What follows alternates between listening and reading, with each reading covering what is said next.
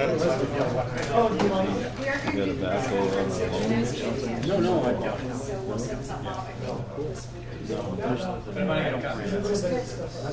And with the amount of work I have. Anytime. There you go. Okay. 4 minutes late, but we'll call it to order. Open of the pledge and invocation, please rise. Please, Ken. I pledge allegiance to the flag of the United States of America and to the republic for which it stands, one nation under God, indivisible, with liberty and justice for all. Remain standing. Heavenly Father, we thank you so much that you are the God of the United States of America. We thank you for the Constitution, and we pray that each and every one of us impress upon us, Heavenly Father, the reason why we're here, the reason why we live here in America. Impress upon us the truths that you have set forth before us. Lord God, we thank you that we can gather in groups like this, freely speak our mind, and freely vote, and the votes be counted. Almighty God, we pray for harmony within this meeting tonight. We pray for your wisdom, your supreme wisdom as we make decisions. And we thank you for you are the God Almighty. Amen. Amen. Thank you. Please be seated.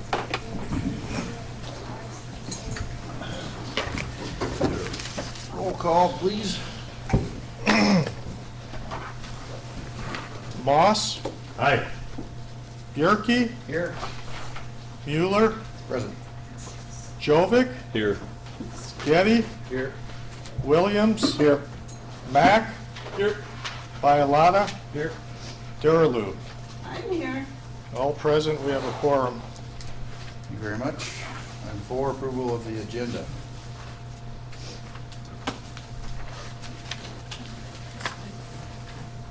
Everybody get their packets.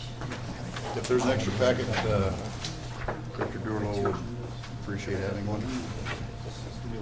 Anybody else need one? Let's get yours. Yeah, I'm gonna grab one for you. I got the board packet. I think he might be coming with some. No, I got the board packet. I deliver, that's part of my job. You do a good job. Practicing for the mail service. Is that item number 15?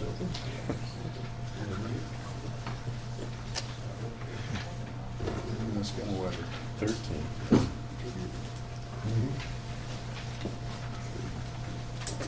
Which item? 13.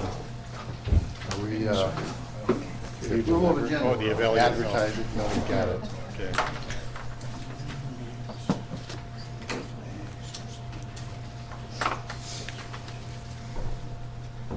Move to approve the agenda as written. Second. Motion second, approve the agenda. Any discussion? All those in favor, please say aye. Aye. Opposed, say nay. Motion carries. Thank you. Approval of previous meeting minutes. So we've got a couple things to consider here for abbreviated Could I- minutes. Last time we talked about whether we wanted I call them the verbose minutes with a lot of detail, or the abbreviated, so I don't know if you want to discuss both of those or just decide which. It might be better to decide which one we're going to use and approve those rather than going through the long Mr. ones. Chairman, Jeanette? may I suggest that we go by the abbreviated? I'll second that. Comment? It's a suggestion. Is that a Motion. form of motion? Second? Second yet? Abbreviated minutes? Any discussion on that motion? Ken? I found out in other meetings that there are some items that you need to expound on a little bit. So you might want to use your discretion on abbreviating everything. Dan? Well, I think you'll see even the abbreviated ones have more detail than what's required in the policy manual, which basically just says you want the motions, whether they carry or not. I don't even think they want motions that haven't carried, but I put all that in there.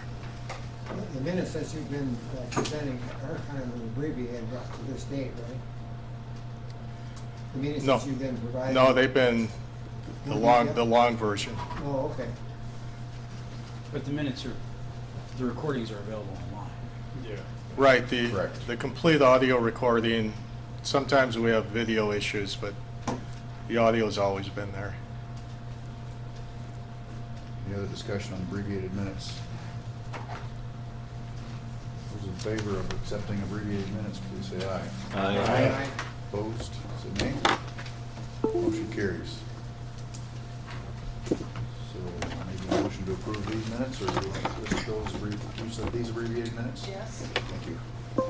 Treasurer's report, Mr. Williams.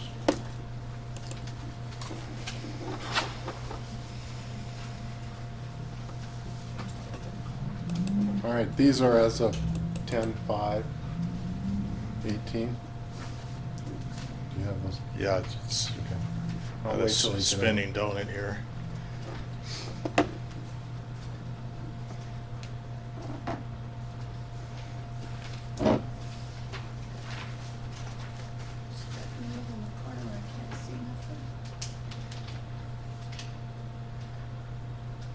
Should we move the table down, Bill?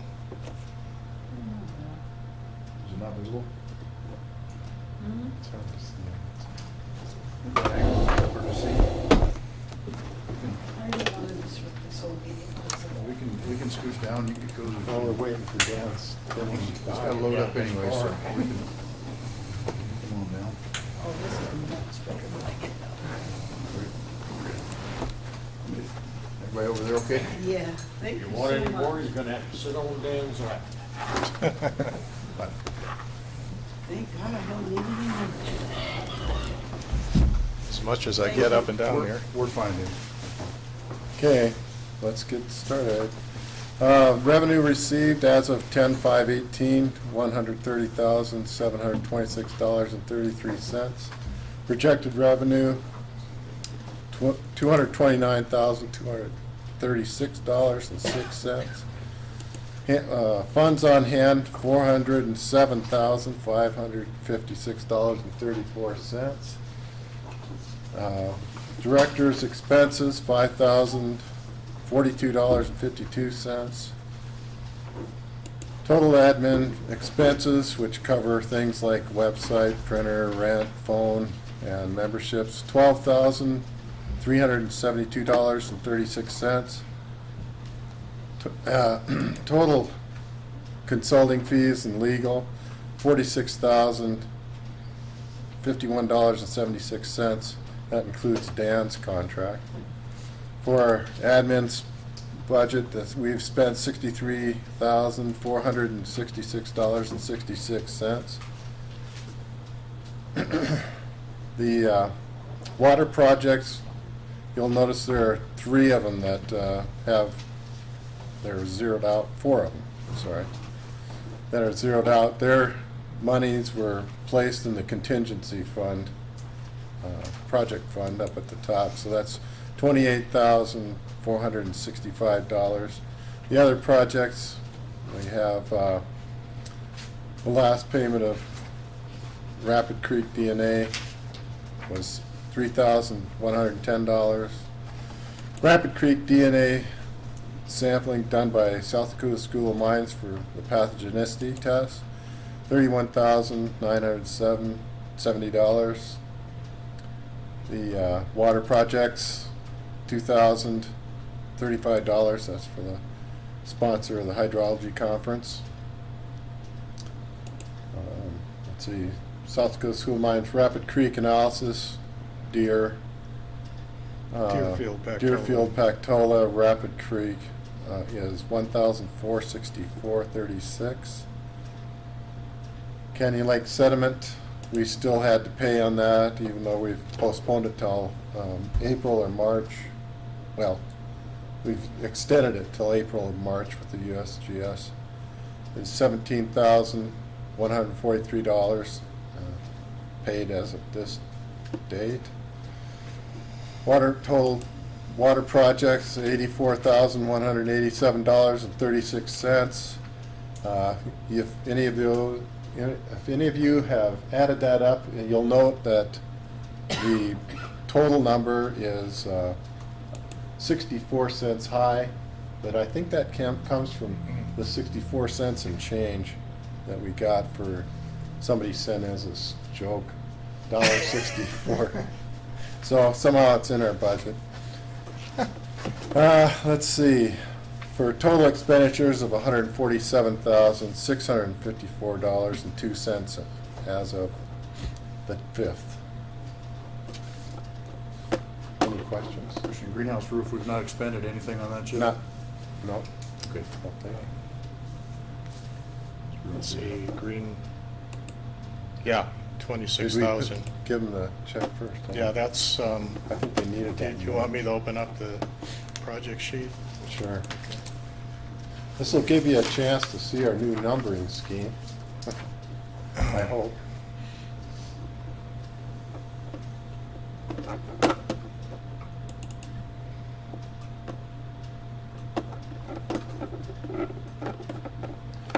Kind of a short leash here on my mouse.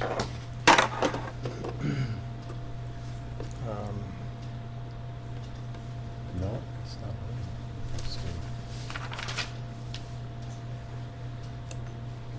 Do you want me to explain this, or? I'm just trying to see what it wasn't reflected in the budget sheet, if there's a year-to-date.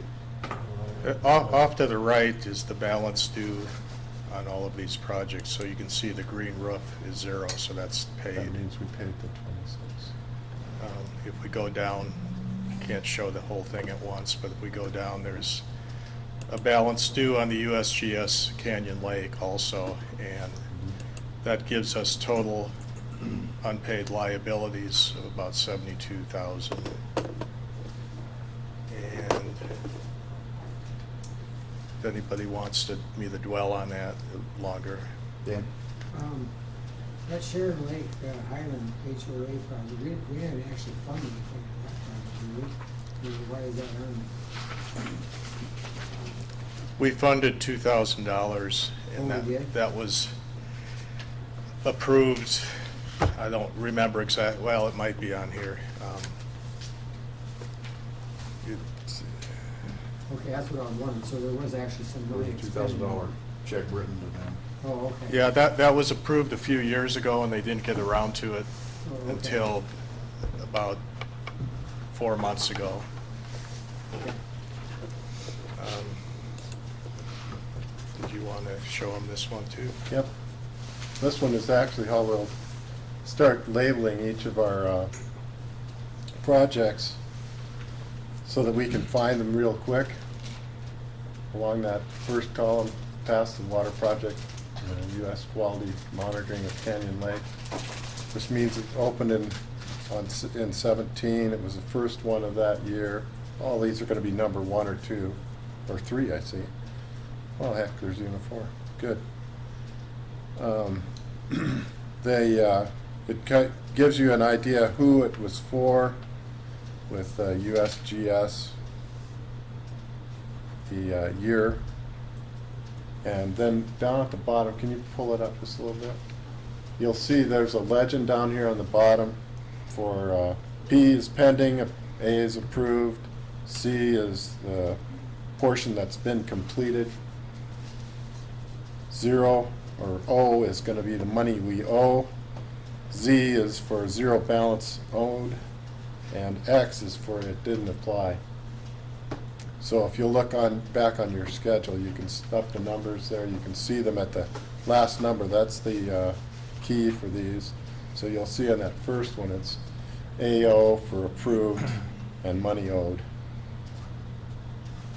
Hopefully it's straightforward and make it easier for Dan to find these projects. Hopefully we'll also get a chance to go back through a few, numbering them the same way. Have any questions? Does it look okay? Well, with regard to invoice, excuse me, Gurney, with regard to invoicing, do we need the project number on their invoice to track it in? Does that help us, or do we ask? That would probably be a good thing in the future. Right now, all I have is this column, which is their number. And some of these are, like, this is just, the only thing I found is a memorandum of understanding. So there was really no official contract per se that I could find. Sometimes we get But- monthly invoices or quarterly invoices, and I just wondered if maybe having that number would help us file it, track it. You mean have them put that number? Any kind of a payment request, invoice, et cetera, that project number on their invoice. Kind of like our PO number, kind of in that sense. If that seems suitable. It's a question if it'd be You beneficial. want us to recommend that they use our number when they're, With the project as far as relationship, because sometimes, say USGS has 3 or 4 things going on here, might just clean it a little bit for tracking I purposes. agree, because some of these names are very similar, and if you just hear the name, like, a couple of these both deal with maybe, Rapid Creek. yeah, or DNA or something, and people get confused, so I'll make a note to try to get that. Some of these are Put on downstream the ways invoice. as far as fund, but it's, Ernie, My question isn't gonna help this USGS at all. I had somebody ask me a question today about, we used to fund, apparently before I was on the board, we funded some costs for stream gauges from Deerfield and Dakota, water monitoring gauges. And I believe that we wanted to defund that and then went back and refunded it, or am I mistaken? No, Pennington County funded. Pennington County. on again, off again, yeah, But we had contributed prior to that. prior to that, yes. Do we have a position on that going forward? Not been requested. Okay. The county funded it this past cycle, Okay. so Are we open to funding if there was a request? I would hope we would be. they're welcome to present to us and request to Well, us. I'm looking for an answer for this person, so. We funded that for 30 years. The West Dakota Water Development District's funded that for 30 years, and then we voted not to fund it this last year, and the county stepped in and picked up part of it. And maybe the USGS folks are here, they could probably answer that maybe a bit clearer. But we may be open to No funding comment. it again. But We had It a, couldn't even show us use of those gauges. Yeah, I'm request, certainly willing. we'd expect the request. I think we'd probably put a chunk in the budget. Okay. Then some anticipation of a possible request. That was Rhodes Ford, Those forecasts. Rhodes Ford Ford, and Castle. and It's- Castle Creek. And those we are do the have two a space sources in of the, water coming into the Rapid Creek Basin, two of the main. we have a space holder in the budget from last time. Yeah. I would hope that we would fund those. I'm hoping that in the presentation, this should be one of those things that they probably used as, they could have used as an example of what these 2 gauges were for, rather than flood. So that'll be a topic another time once we get a presentation or a request, but anything else on the numbering system for projects? It looks like it's well thought through and developed. Just complimenting Mr. Williams and Mr. Mullally on the setup. I like it. Thank you. Me too. I have one question of my own on that. Can we have those numbers so that they could be linked to, from our website? I mean, you should be able to put in a search place, those numbers, and have it bring up on your That website. project number? Yeah, Hot but link? that might be expensive. We could check in with the cost of something of that Yeah. nature.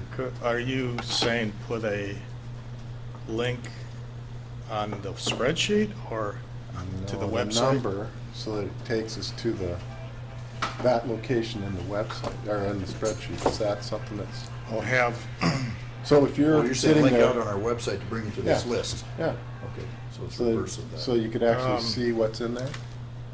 Or is that too we- complicated? I guess we'd have to get an estimate from our webmaster. It wouldn't be hard for them to just, we could post this whole thing on the website and we could say project summary and they click on that and this whole thing opens, that would not be difficult. That's essentially, do we have a limit of how many pages we can Yeah, if you utilize? want to have a hyperlink on each one of these, then the more stuff you put in, the more chances it's going to break on you. Something isn't going to. You're not looking to hyperlink between this page and the project description. You're All I just- want is to have On the the number website. on the website next to the projects, and then they can reference that when either they call, but is there a way electronically to just tap that and have it go? What do they see when they open that link? They see, well, what we have here in the budget, I guess, or possibly the complete opening of all of the So would this be for just the general layman to understand what the project is about, or? Yeah, we could use the executive summary from each one of those placed in there. And then they'd also have access to the numbers they could actually call if you needed additional I information. would say that's very doable. It's a little, I don't want I to guess it complicate depends how many of these we get, and then deciding how long to leave them up there, things like that. Okay. Well, we could talk about that later. It's going to cost more. Well, if you had current current projects, funded projects, or current projects, bring it to this table, could you have your summaries below it? There's a link and it jumps down. Yeah, and there are some links, I think, there's a page called Projects, and it lists a lot of the things, and I'm not sure if those already link to something or not. I could make it an action item here to review that, review the projects page. Maybe have some semblance of understanding by December, or Okay. are you looking for something earlier? No. Any other comments, questions? Just be you and me. Just remember, your name's going on the agenda item. Yeah, I know. That's the way it goes.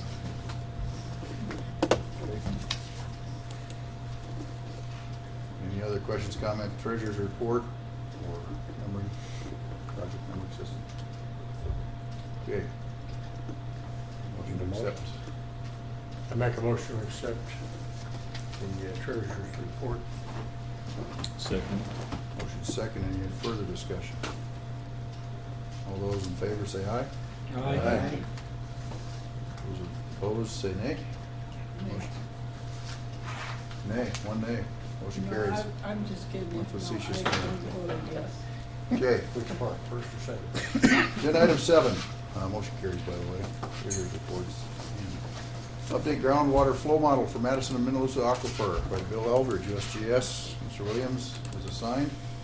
Mr. Eldridge is present. You bet, thanks. Can you bring up the presentation? Yep. And thanks for the introduction. Again, I'm Bill Eldridge. I've been working for the USGS for a couple years. And one of the first projects I was given was to do a groundwater flow model of the Madison and Minnesota aquifers. This project had a few other people that contributed to it. One of the primary ones was the National Park Service. And you'll see in my presentation where I kind of have charts and maps and things focused on the national parks that are in the Black Hills, as well as the city of Rapid City. And again, that'll be another focus area because they contributed funding to it also. Can you go to presentation mode down at the bottom just so it might be a little bit easier to see? A little bit to the left of that. And up. That, yeah, thanks. And then I don't, Okay, you good? I believe so. Okay, thanks. So why are these two aquifers important and why would we build a groundwater model of them? Our groundwater flow models are useful to understand the effects of, say, a drought period goes through. What's going to happen to the water levels in those aquifers during that drought period? Also, as you can see from the charts there, they kind of show the mid and southern Black Hills. And those, each one of those black dots are drill permits given by the, Sorry. that's all right. Up arrow it, probably. Yep. There you go. Those black dots are permits issued by the South Dakota DENR at those different times. And so you can see that the number of wells that are going into the Black Hills has increased, especially around Rapid City area, which is about midway up and to the right, down around where Wind Cave, around the Hot Springs area, and then around Custer too. And so all those additional well withdrawals, what effect would that have on the aquifers as a whole?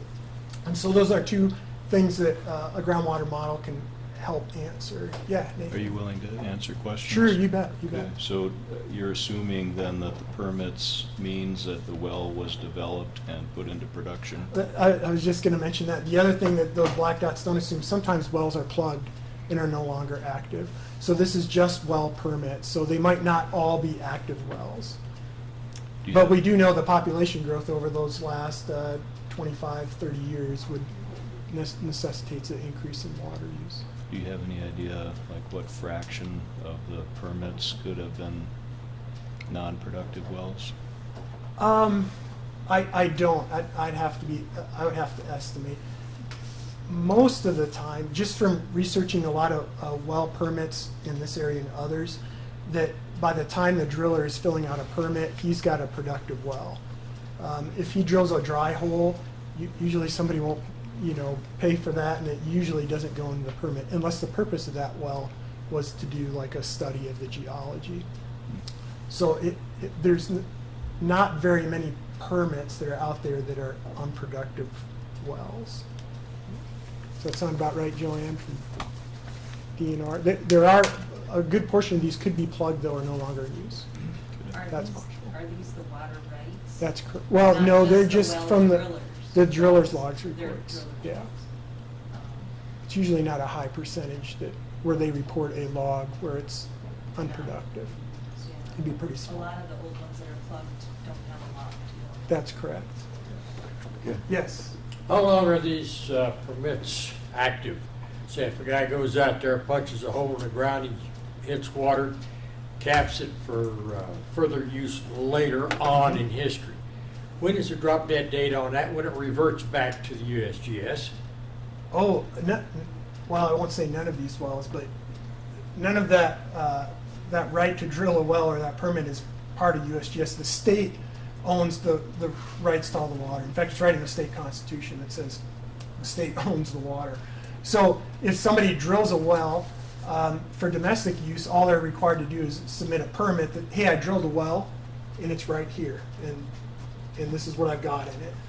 As far as a water right, there's certain requirements that require a water right.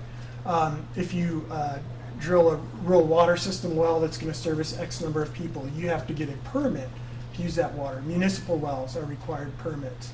If you're going to withdraw water over a certain amount, then you're required a permit. For domestic wells, a lot of times you're not required a permit because it's just your household and you're going to pump less than what the state requirement is for So withdrawal. it's basically all commercial. Permits are, yes. Mhm. These dots represent every driller's log that was given, that was reported to the state. So a good majority of permitted water is for a rural water system, for a municipal water system, or for a large withdrawal. So we don't know how many holes are drilled in. Well, Only yeah, the that's people that got correct. the permit, Yeah. you know that- where they're at. People that just went out and drilled a hole for Right. non-commercial use or for private use, you have no idea it even exists. If a licensed driller drilled that well, their state requires them to submit a permit. But if you don't have a license, you're not required. That would be true. Joanne, you had more? Or I would say 99.9% of wells that are drilled since the 1970s have been drilled by licensed well drillers. And those licensed well drillers are required to submit a well log to our water rights department. That's not meaning that they need a permit to do that. The well driller has to do that for the owner. Now, to get a water permit for a water right, that's an entirely different set of rules, and that's what Bill was talking about. That's more stringent on how much water is being used, whether it's a development, a municipality, rural water, commercial. So But that- a private homeowner generally has a well driller, and that well driller has to be licensed. So if a well is 840 feet deep, static water level is 150 feet, it's a 4-inch casing or whatever, that all goes in that well log, that drill log? As Yes. far as That's how correct. it's Yep, installed? that would be in so- that drill log, and those black dots are representing the drill logs that have filed by the state. Quite a Thank few you. of those wells are actually in Precambrian rock, aren't they? They are, correct. So the Madison and Minnelusa aquifers are that purplish area. It's, you have the center of the Black Hills that it's just north of the Wind Cave area. And then there's a light blue rim around that Precambrian area, and then there's a darker purple. So that lighter green shade is the Madison, and that purplish shade is the Minnelusa, where it outcrops, where it pops up above the land surface. The green is the Indian Carroll. Any other questions? All right, thanks, down arrow. So for this particular model, we were interested in constructing a regional groundwater model, and that red outline on the map on the right is the area that the model was to cover. And what we want to do is utilize a lot of the data from the Black Hills Hydrology Study, which is a series of studies completed in about the mid-1990s. In fact, the West Dakota Water Development District funded a great deal of that, and it helped characterize a lot of the local aquifers. And it's a very, very, the products they produced, I think a lot of you might even have the atlas that came from that, the big atlas. It's very useful for drillers and for homeowners to see, or developers, to see what kind of water resources are available in the areas they're interested. So this model, we limited it to, there's many aquifers in the Black Hills region, but we were concerned or focused on the Madison and Minnelusa because those are the two most used aquifers in the area. Both of them, Madison is a limestone aquifer. A lot of the caves, if you go down to Wind Cave or Jewel Cave, you're climbing through the Madison aquifer. Minnelusa, a little bit younger, sits right on top of it, and it's also composed of limestone and some sandstones and things. And we get a lot of our water resources from there. In fact, all the water wells that supply, Dan, you'll correct me if I'm wrong, the water wells that supply Rapid City are either coming from inflow galleries from Rapid Creek, or they're Madison or Minnelusa wells. So, next slide. So I talked about this a little bit, but the concept of the model is to really consider where the Minnelusa aquifer, like I was talking about before, that kind of light green, and that Madison aquifer, the darker blue, the center of the Black Hills uplifted those two strata of rock. And where they're exposed, which is where all the arrows are on the left, water such as from precipitation or from a stream that runs across those aquifers, that supplies water to those aquifers directly. That water kind of flows down along how the strata of the rock is, and what we call recharges those aquifers. So aerial recharge is a fancy name for precipitation or rain. And you could also have a stream run across there, and I have some pictures of that and where it provides water into the aquifer. And then what's really neat about those two aquifers, then all the geology above it act as what we call a confining layer. So it's a little bit like holding a garden hose up. If you poured water in a garden hose and the end of the garden hose was capped and you kept pouring water in it and it kind of filled up, then you poked a hole in the garden hose later on, that water is going to squirt up and elevate out of that hose, and that's very, very similar to what an aquifer is. But if I punch a lot of holes in that garden hose, eventually that water pressure is going to go down.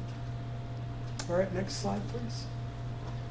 So how this numeric groundwater model works is it's all about little cells, and I'll talk about these little cells here in a minute.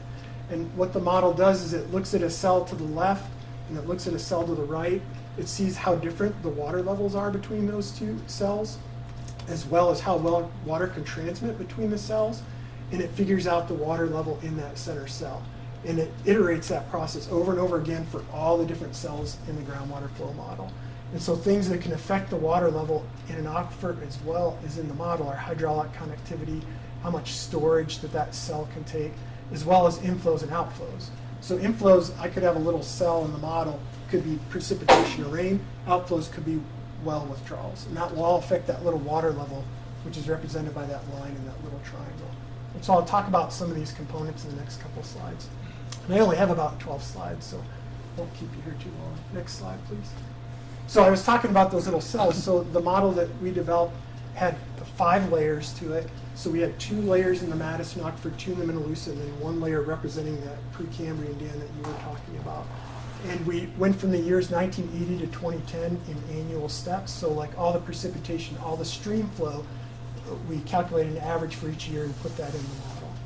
And the reason I'm showing you this a little bit towards the end, I'll show you there's some new tools that we have that can actually make this a little bit better. Go ahead, Nathan. So what is a layer? A layer is a row of cells. So like I had on that All slide at the before. same depth? No, not necessarily in the same depth. They can all change and be at different altitudes. But how the model works is each one of those cells, it calculates the water level to the left and to the right, to the front and the back, and to the top and to the bottom. And so it is looking to see how all those cells are connected in a layer. There's some new modeling methods that make layering obsolete by just telling the model, hey, cell A, you're connected to all these cells around, so you don't care as much about layers. So in this case, in this model, the layers represent the Madison Aquifer and the Minnelusa Aquifer and the geology beneath it. So, Bill, Yes. do the cells, are they tailored to follow the aquifer Yes, contour? Okay. exactly. Yep, and each block then would follow that. And it becomes an important part of the model is how high up those are, because that goes to Okay, the so water. what are we looking at here? Are we Okay, looking yeah, down? great point. So this is how I had to divide up that bigger area, remember in the red triangle? And so it's finer where the Black Hills are and coarser on the outside. And then the areas that aren't there, this is like a look at the layer of the Madison Aquifer. That's where the Madison Aquifer doesn't exist.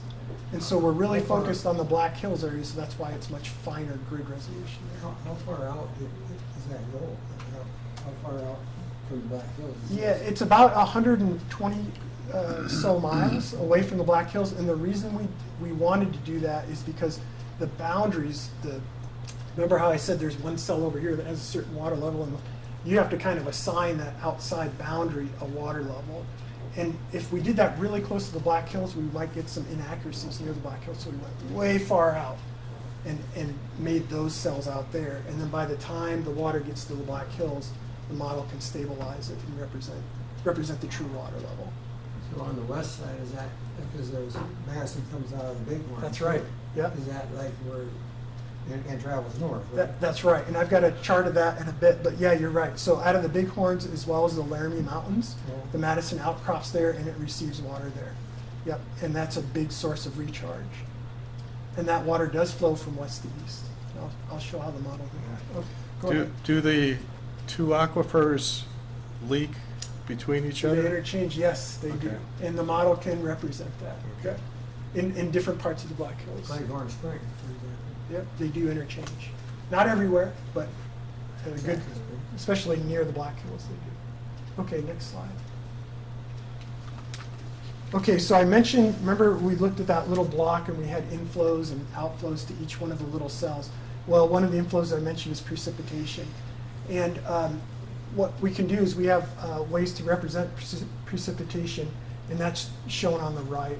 And we take the precipitation, what we're really interested in is not just the rainfall, but how much of that rainfall gets into the aquifer itself. And that's what we call recharge. And that map on the right there shows areas of how many inches, average inches per year of precipitation makes it into the aquifer at those locations. And how much water infiltrates into the aquifer directly is a factor of many things. What's the soil cover? What's the vegetation there? Because plants will take that rainwater boom and pull it right back out and send it out to the atmosphere. So obviously though, where the precipitation is highest, you get the most recharge to the aquifers there. So up about near Lead and Deadwood, that's the darker blue. And then in the southern part of the Black Hills, and over by Rapid City, we have lower average annual recharge there. And so overall, how much does precipitation contribute to average annual recharge? About 227 cubic feet per second, about 150 to Madison, and 77 in Minnelusa. So precipitation, snow, rain, and all that, that's how much water roughly gets into those two aquifers on the average. Nathan, go ahead. What's that hole on the graph? On the graph on the right, yeah, and I should have done a better job of explaining that. So the Madison and Minnelusa, like if you drive up Nemo Road or Sheridan Lake Road, you'll drive through big limestone outcrops. And you can see another great one at the Great Wall, just by Cleghorn Springs. That is a big Madison outcrop. And that, when those are exposed, that's where rain and river water can go right into the aquifer. But in the center, where the Black Hills is kind of peaked up, so like Black Elk Peak and all that, those Madison and Minnelusa aquifers have eroded away. So they are not present in the center. So a lot of pictures of the Black Hills, when we talk about the Madison and Minnelusa, we're showing where that's exposed, so where those aquifers can grab water and stream water. And then in the center, there is no limestone there. It's all Precambrian rock. In fact, you drive up like Rockerville, you'll see a lot of the schists, and as you keep driving up towards Harney Peak, you get into the granites and things. So you won't see those limestones anymore. Dan? How do you determine that? Is that by surface area, or how much water actually goes into the Yeah, exactly. So natural we used a soil water balance model that takes precipitation, soil type, vegetation, land cover, and then it calculates how much, again it's done by cells, how much infiltration into the aquifers each cell can take.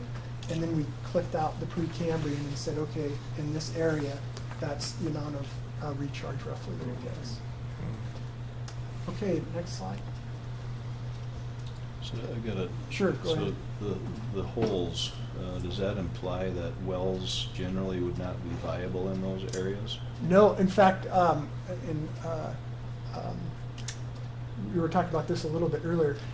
You can still drill holes in the Precambrian rock. It's very fractured. It's a granite and schist, and so it's fractured, and those fractures can collect water. So, for instance, Custer, Dan, jump on if I get any of these wrong. Custer has, like, a lot of their wells are in this Precambrian rock.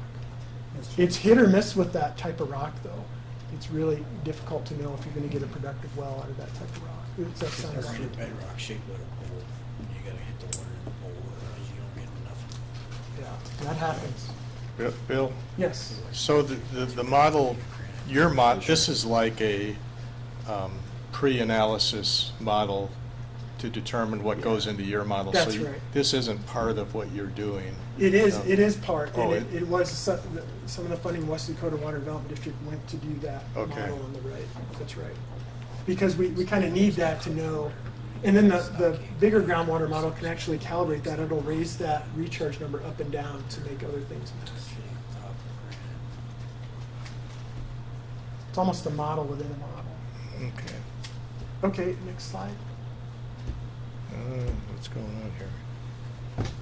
It must be somebody's giving you the hook. Try the mouse.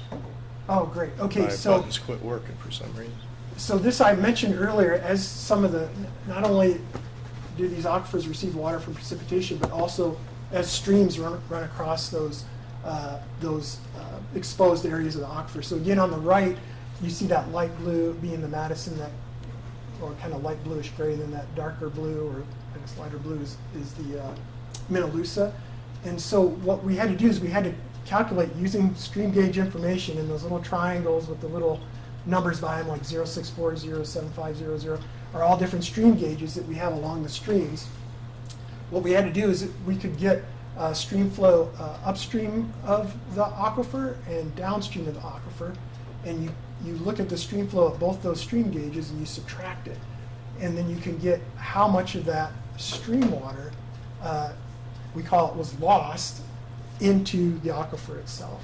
So those little green dots along there are points that we selected in the model to be injection points for this stream flow into the model. So our model not only includes, like you were asking, the precipitation input, but also this is how we modeled the stream flow. And so that picture on the lower left there is an example along Beaver Creek, where you can see there's a stream behind that guy, and then there's nothing upstream. And that's an area loss zone where that stream flow is directly going into the aquifer, and it's recharging the aquifer. That's one of those green sites, that the green. Oh yes, yeah, Okay. yeah, exactly. So Yeah, that's depicted by one of the green dots there, and we did 4 green dots, one for each of those 4 layers that we have represented. So it's injecting the water directly into the aquifers. Were you able to find where the dye was coming out? I don't remember for this particular one. That was done by a National Park Service just inside the park or just outside along Beaver Creek, and I don't recall for that one where the dye came out. There have been a lot of dye tests along Box Elder Creek near Doty Springs, and that's like a old project that's been done by the School of Mines for years and years. Although they haven't done it in probably the last decade or so, where they'll put rhodamine dye into Doty Springs, and then you can go to the wells in Rapid City and pull samples out of the wells, and you'll get minute traces of that dye, and so you know how quickly it flows. In fact, usually it takes about a day to get from Doty Springs to Rapid City wells. Yeah. Does that sound- I actually, I got my master's degree from the School of Mines and worked with Dr. Ryan. Again, that was in 1976. And so we're doing the same thing you're saying, but then we drilled well number 6, which is up the road. RC6, yeah. And it took 33 days. Oh, did it? Yeah. 33 days to show up at that well site from the lost going up on Dakota Creek there. So it's pretty short. Yes, it is. That's why our water quality is really good, by the way. We're drinking a lot of rainwater and river water that just goes into the aquifer for a short amount of time. I like to say gets kissed by the limestone, so you get a little bit of flavor to it. And then boom, you're drinking it right in Rapid City. In fact, Rapid City, correct me if I'm wrong, really all they do to treat the water is chlorinate it to make and kill bacteria. And fluoride, yeah. And fluoride, which has been cut back recently too. So, okay, next slide. And this goes to, I think, Dan's question. There we go. So one of the other inputs to the model on the very boundaries is there is flow into the Madison that comes into that model. And that big blue swath kind of to the left is the Bighorn Mountains that Dan was talking about, so where those great big black arrows are coming out of. So water in this region hits the Madison Aquifer in that Wyoming area. It also hits it, like I just showed you, in and around the Black Hills area. And the water flows from west to east. And then the Black Hills, it kind of wraps around and goes out a little bit to the west, and then wraps to the south of the Black Hills and a little bit to the north of the Black Hills, and then flows to the Madison way out towards the east side. So that's kind of regionally how the Madison, and the Minnelusa does the same thing. They both flow like that regionally. And I'll show you how the model kind of captures that here in a second. So next slide. Okay, so we talked about the inflows for rain and for stream flow, and those collecting those data sets takes a long time. We have a couple of people that worked on it over about a year's time to just collect that data and check it and make sure it's right. As well as some of it we collect from the parks. So some of the funding went to actually collect stream flow data. So the outflows, what comes out of those cells, one of them is springs. And these were the springs that were modeled in the model itself. The ones with black dots are where we don't really, they're not named. We just know that they're there. They've been mapped. We don't have a lot of information on them other than their location. And the ones with the little tadpole symbol are springs that we have a lot of data for. And so there's a part in the model where we compare what the model said that spring flow is with what our measured spring flow is too. So some stream gauges that we have out there, these streams are fed by springs. And so these stream gauges are able to measure how healthy is that spring flow. And that spring flow is directly related to how much water is in the aquifers. And our total spring flow that we calculated was about 189 cubic feet per second. So, next slide.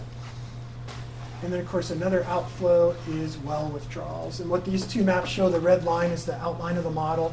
So, Dan, you were asking about why did we throw those boundaries way out where we did. And that was keep it away from the Black Hills, but as well as capture that water that's flowing in regionally from the Laramie and from the Bighorn Mountains. Each one of those little dots up there just represents cubic feet per day, relative value of withdrawals. The blue is the Madison, and the pink there is Minnelusa. And so you can see, obviously, where most well withdrawals are occurring. Rapid City, or in the Madison, Rapid City, Hot Springs, Spearfish, and then a few of those larger dots out there are usually irrigation permits. And then the Minnelusa you can see there on the right too. So total well withdrawals is about 27 cubic feet per second for this region. What's the city of Rutland, you know? In fact, we were just updating Gillette. I think I don't have the number off the top of my head, but we were looking at that. So they have one of the only counties too, when we were doing this, that has withdrawals for mining from the Madison and Minnelusa. Okay, next slide. Almost there. So we took all this data and we placed it in our model, and then we had to do some calibration. So part of the calibration is to have the model where all those little points are and where all those circles are, to figure out how well does that rock conduct water? What is the hydraulic conductivity doing? So we did that for the 2 layers of the Madison and the 2 layers of the Minnelusa, and then it calculates a value and then interpolates that value and gives us a good idea of what the conductivity is of the aquifer. And I think, Mike, you were asking me, well, did you discover, or maybe Bob, did you discover anything from the model? One thing that was kind of interesting is the model would have these areas of really high hydraulic conductivity. In other words, where water should just scream through it. And we thought, you know, what would cause that? And it could be areas where there could be a potential for caves. And so some of the caves did show up, like a Wind Cave and Jewel Cave, but we had these other areas around the Black Hills where water was supposed to transmit very quickly through there. And it could be an area where there could be additional caves, much like Wind Cave or Jewel Cave. Okay, next slide. Okay, and this goes to that regional water flow, a little bit to Dan, your question. So on the left is the Madison Aquifer, and the blue lines are what the model showed how water from the Madison Aquifer flowed. And again, we have that west to east trend. The lines with the contours on it are what the water level is there. And then in the kind of shaded gray is what our maps told us that it was. And it's a little bit busy, but the key thing is if the model, and I know, Nathan, I put some of these in there because you had mentioned about, hey, how do you grade how well a model performs, right? You'd asked about that a lot before. One way is the water flow direction about right? So for us, do I have this trend from west to east for the Madison Minnelusa? And do I have the center of the Black Hills get water? And does that water go a little bit to the west and then bend around to the east? And our model was able to replicate that regionally. So for qualitatively, this was a good thing to have happen. Next slide. Are those numbers in feet? They are. Those are all feet in elevation.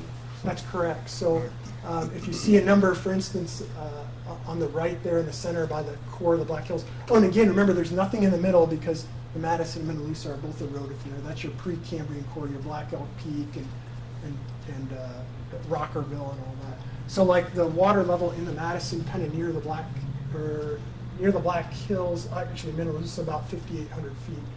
And then you can see it drops off as you get away from the Black Hills. I think you were asking about, does it follow the topography of the aquifer? And it does a little bit, but there's areas where it's higher pressure, like I was saying with the garden hose, where that, even though the top of my garden hose might be the Madison aquifer, but I get the water squirting up pretty high out of that. And there's areas of that high pressure. In fact, near Sioux Park, RC12 or 6? What? RC9 is a Positive pressure. Artesian, yeah. And so is well number 5. Well 5, that's what I'm thinking. But RC5. it says the same. That's right. So some of the wells that About our 30. city uses, They're about 30 pounds of sand. yes, yep, sometimes up to 40 or 50 feet ahead. So if we uncap that well, it's a Madison well, it would shoot up maybe 30 or 40 feet. Okay, next slide. Okay, Nathan, again, I was thinking about you and I was putting these slides together, like how good is your model? So what those dots represent is if I went out to every well and I measured the water level in it, or the average water level, if I had a whole bunch, and compared that to what I modeled on the left side, if they were exactly right, they would all plot along a 1-to-1 line, right? So I would have measured 2,500 or 4,000 feet. The model said 4,000 feet, that's perfect. Well, of course, the model's not perfect, but after calibration, we tried to get those dots to hug that 1-to-1 red line. So before we calibrated, you can see where the blue dots are a little bit scattered around.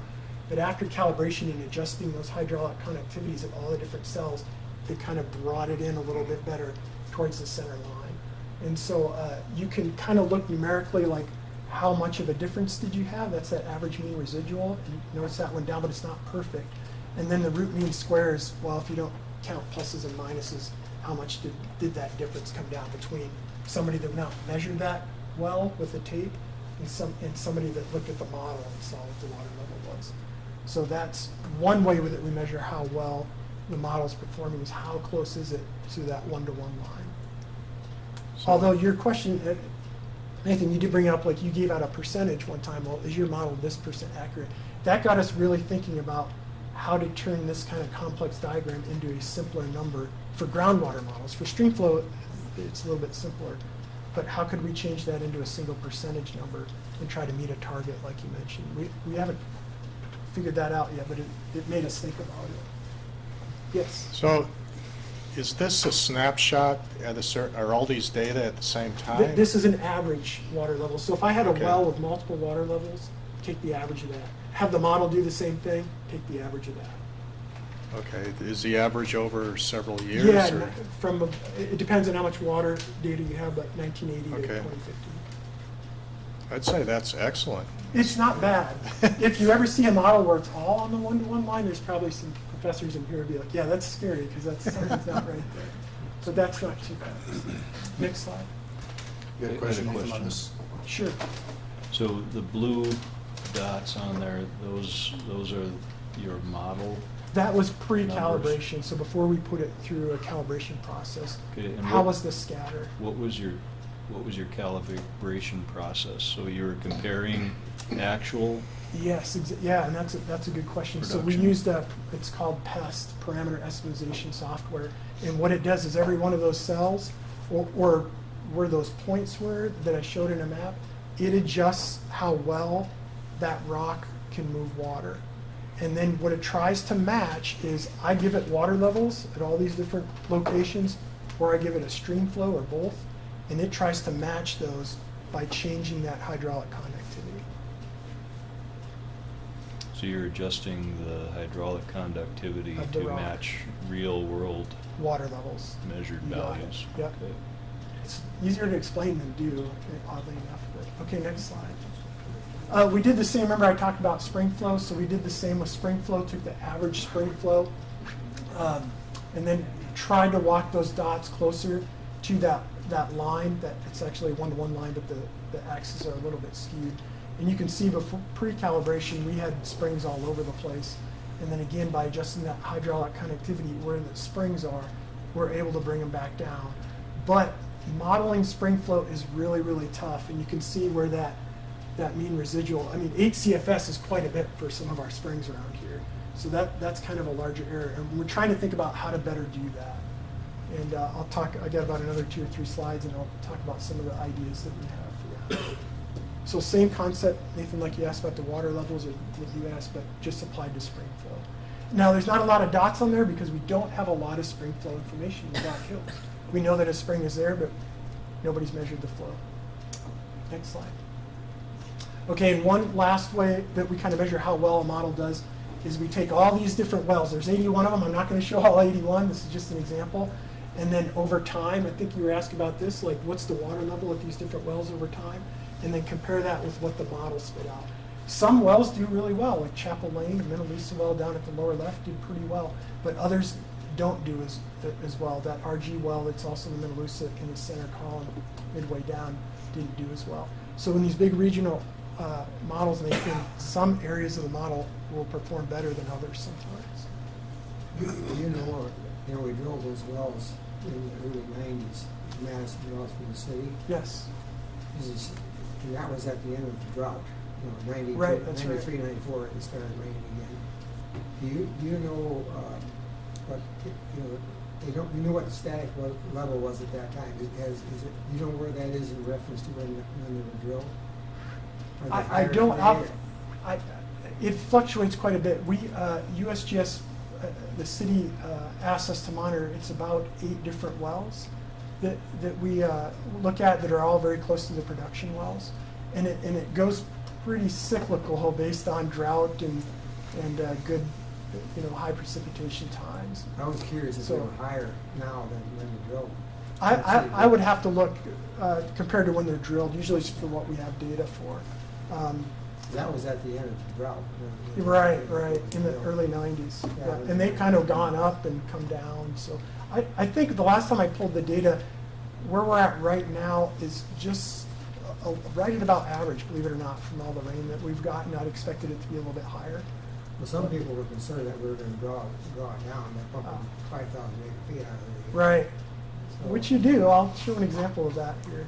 So, anyway, I was just curious how that aquifer is holding up, for pumping that much water on it. Right. And the Madison, Manoosa in the Rapid City area are doing pretty well still. Okay.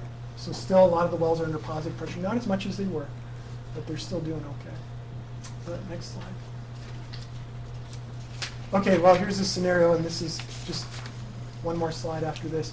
So Dan was asking about this a little bit. So one of the other things you can do with a model is do a pumping scenario. And one of the things, for example, the city might ask is, hey, Rapid City well number 13, which is right kind of in the center of that graphic. You can see it about over to the left where it says RC13. There's a little black dot there, and then there's a blue 13 by it. What happens if we pump that thing at 450 gallons per minute for 30 years? What would happen to the other wells nearby? For instance, RC12. And RC12, you can see, is just a little bit to the right of that.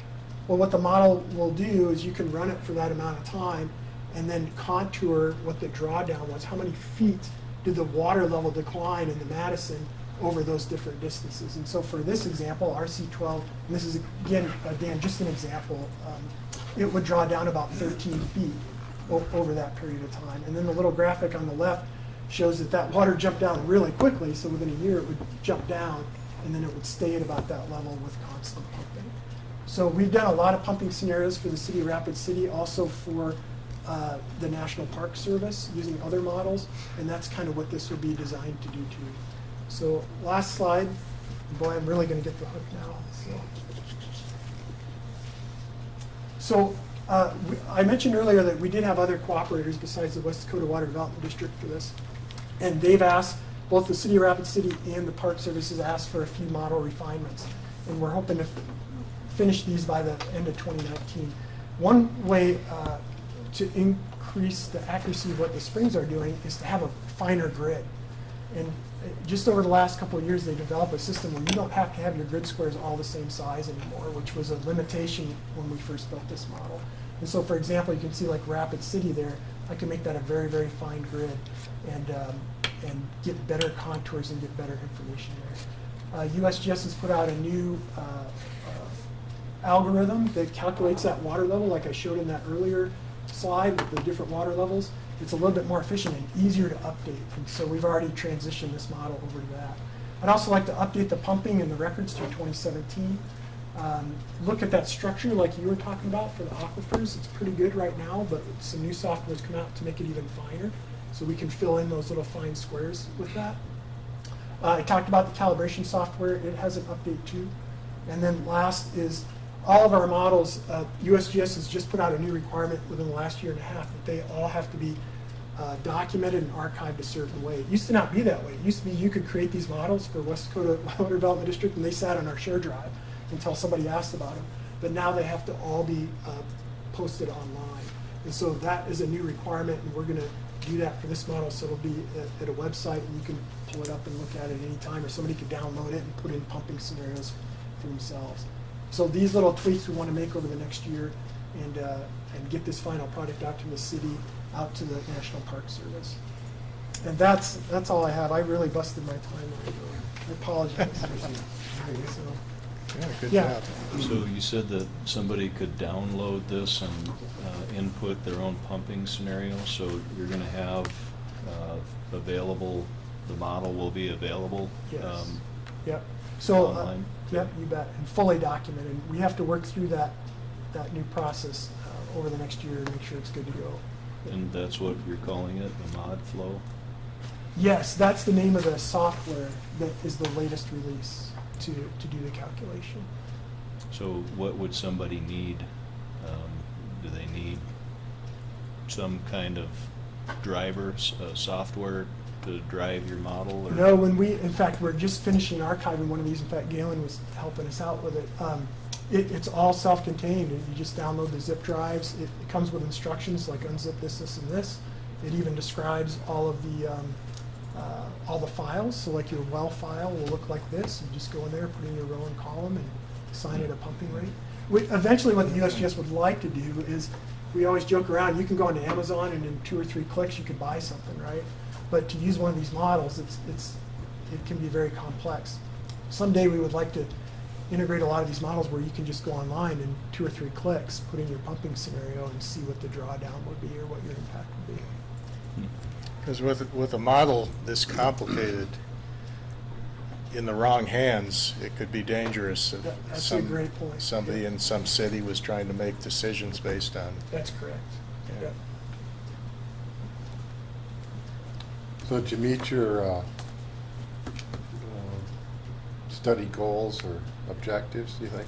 Yeah, I think so, but when you build these models, it seems like you're never satisfied, right? Like I wasn't really happy with the stream flow outcome, and so it's like, wow, if I just integrate some of these newer things, then I think it would be a much, much better model. And then you have competing goals too. So like the National Park Service wants their area really refined. And you've got Rapid City, okay, we want our area really, really refined around Rapid City.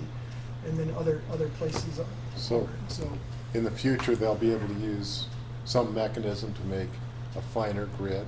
yes, correct. And even there's a mechanism to combine adjacent models from that other people have done into one gigantic model of the Madison Aquifer. if you want. So, Are they doing any work over there in the Powder River Basin, similar to what you're doing? I haven't heard of anything from from Wyoming or Montana on that, but it would be interesting. Yes. So I have a question on the inflow modeling that you showed earlier. That's obviously not static. You've got climate changes, and is that determined by sensors, rainfall gauges, and snow gauges, and when the snow's melting and things like that? Correct. Yeah. So Okay. that model takes all that into account. We call it a soil-water balance model, but it takes the inputs. You feed it climate, the minimum and maximum temperature of each day, the precipitation of each day, the snowfall amount of each day. You can even hand it wind speeds and evaporation Okay. things. And so it can go through every day. And then- somebody using this model wouldn't worry about that. That's something you guys take care of at the front end. Yeah, oh yeah, you wouldn't need that in the Okay. model, no. You wouldn't need to adjust that. Yes, You know, I see you put a lot of work in here, and you put a lot of your wells and so on, the positions of them. And what's your chances of inducing contaminants in these wells? well, that's a good question too. There's been a lot of studies by the School of Mines on aquifer vulnerability, right? Where those areas of the Madison are exposed, such as along Nemo Road, over at the Great Wall across from Cleghorn Springs. And that is an area of concern. For instance, if you had a massive chemical spill on one of these outcrops in those areas, we know how quickly it flows, or I guess you were talking about how quickly it can flow through the aquifer and be in the city water supply. There was a tanker that tipped over there, right in Norris Peak Road. And got into this Box Elder Creek. It's gonna be 33 days, and it'll be, or so, and it'll be at well number 6. And if that happens, the city knows that, and they probably would shut that well down. They would not be using that well until they clear it out of it. And it's the same way coming down Rapid Creek. There's what, 20-some CFS are lost in Yeah, that's about right. Yeah. well, part of that water comes to Cleghorn Springs, Jackson Springs, well number 9, and Meadowbrook Golf Course. I mean, it affects the city's water supply. So there's some vulnerability there if something like that happens. And it's like the information come through here once before, on the other side of Nemo, where the water goes directly into the ground, That's what we're talking about. and they don't know where it goes to. Yeah, And it can contaminate the whole city. They do kind of know where it's going. I don't know if it would affect the Blackhawk water system or not, but the USGS did a lot of work with the city of Rapid City back in the 90s, using ice filtrators, like well number 9, which is at Meadowbrook. There's water actually coming there from Spring Creek. There's water coming from Rapid Creek. And by measuring the different types of oxygen isotopes. So who would have thought that there's Spring Creek water coming all the way over the Meadowbrook Golf Course? But it does. So this kind of information is extremely valuable. And I think we had one of the slides showed those flow paths of the water. And it's not necessarily, contaminant might not exactly follow those flow paths. Contaminants can disperse and they can degrade. But yeah, it was along with all the blue lines and gray lines. So The type path, this yeah, one it is. yeah, The concentration is probably less, like you said. yeah, It's it gonna be disperses. But that's diluted down, but that's still. how we think that groundwater flows. And we have There was quite a bit of work done, Earl Green and Yeah, good. Andy Long Yep. and some of the other staff that was down there, did a lot of work just to, allowing back the city back in the 90s. Develop Madison Aquifer. that's right for the city. Yep. So there's a lot of good information there. James, did you have something? Yeah. You said the water behaved differently around the caves. Did it flow through it faster Yes. or around it? Faster through those cells. Okay, so you identified what some areas that might They possibly we were have trying to figure out why would that be, right? Why did the model calibrate to this really fast? either open aquifer or a Exactly. cave. Yep, like an opening. Yep. Well, number 9, this is at Meadowbrook. We hit a driller hit a cave there, Taylor drilling. It's probably 8 or 9 foot in depth, in height. I don't know why. Oh, it is. wow. Yeah. And we got the drill bit stuck in there, and had a heck of a time getting it out. And that well flowed 1,800 gallon a minute. Yeah. They're very productive. And that's why there's a lot of people drilling wells into the Madison Aquifer along the perimeter of the Black Hills. You just don't know until you drill it. Oh. Jeanette? Well, I was just gonna say, do we need to, are we going to, is there anything that we have to vote on? Oh, this no, I particular- should have mentioned that at the beginning. I'm sorry. No, it's just a report. Let's just It's follow just on an update. from Yeah. prior funding, so Yes. if you're interested. That's very I'm good looking at our information. agenda right now, and I'm seeing that it's pretty long. I know, I apologize. It's- Is there anything more? No vote needed on this, it's just a question exchange. So we can wrap it up? Yes, ma'am. Thanks, Bill. She gave me the ultimate. Thank you. Where's the donuts? That means that that doesn't No, mean it's- that you're staying till the end of the whole thing, right? Oh, yeah. You'll be here as long as we are tonight. Oh, yeah. You know how to lock the door? I don't know, Tony's got an assistant who probably has a curfew. And I didn't go to Hawaii and spend your guys' money, so that's a good thing. Tony has Well, a good excuse, way to go. Is that? Yep, that's it. Okay. My name's Tony Broom. I'm from Rapid City Regional Airport, and I just want to thank the board very much for the support of this project. This was a new project for us. Jason actually came and presented to the airport board about a year ago at this time, this concept for the green roof. We had done a green roof with our renovation in 2012, and for some reason the thing failed. Well, he could probably tell you a whole lot more about that than I could. So what we did is we just threw together some pictures for you at the start of the project and walking through it. And if you've got questions, of course, that would be Jason's area. But the first thing they had to do is they had to come out onto our patio and remove how many tons of rock? Just tons. It was quite a process. Yeah. So you can, go ahead and arrow down for us there. And they had to do this by hand. It was very challenging because they're up on a It kills my roof. recorder whenever I do, so, slideshow. Yeah, and you can just keep going through these. Oh. This is just showing this initial part. And this is what they had to do. They had to then carry it over and dump it into that loader there and take it away. So then after they got done with all the rock, if you want to hold on for just a second here, Jason can kind of explain what this is here in the papers. That's where your irrigation system went. Yep. To get this. Okay. So we got the level all set to accommodate for the trays. Were 4-inch trays with the green roof and the soil all coming in. And so with the slope of that roof underneath there, in some areas we took out 6 to 8 inches of that P-rock. In some areas, 2 to 3 on the higher slopes underneath all these pavers. So then we removed all the pavers around to put all the irrigation zones in. Go ahead. They don't, being up on the roof, the flow wasn't all that great. It was right around 5 gallons a minute. So we ended up with, what do we have? Let me know what to stop here. Or? You can go ahead and go 10, one 11, more. 12 zones. So Yeah. there's some of the irrigation. Here's where you're So there's the supposed to- lines I'm and gonna go back one. Sorry. showing just how we had to route through. So all the irrigation is routed through underneath the pavers. And then instead of doing it in the beds in case there's any issues in the green roof system itself, we drilled holes through the edging around and then ran swing pipe.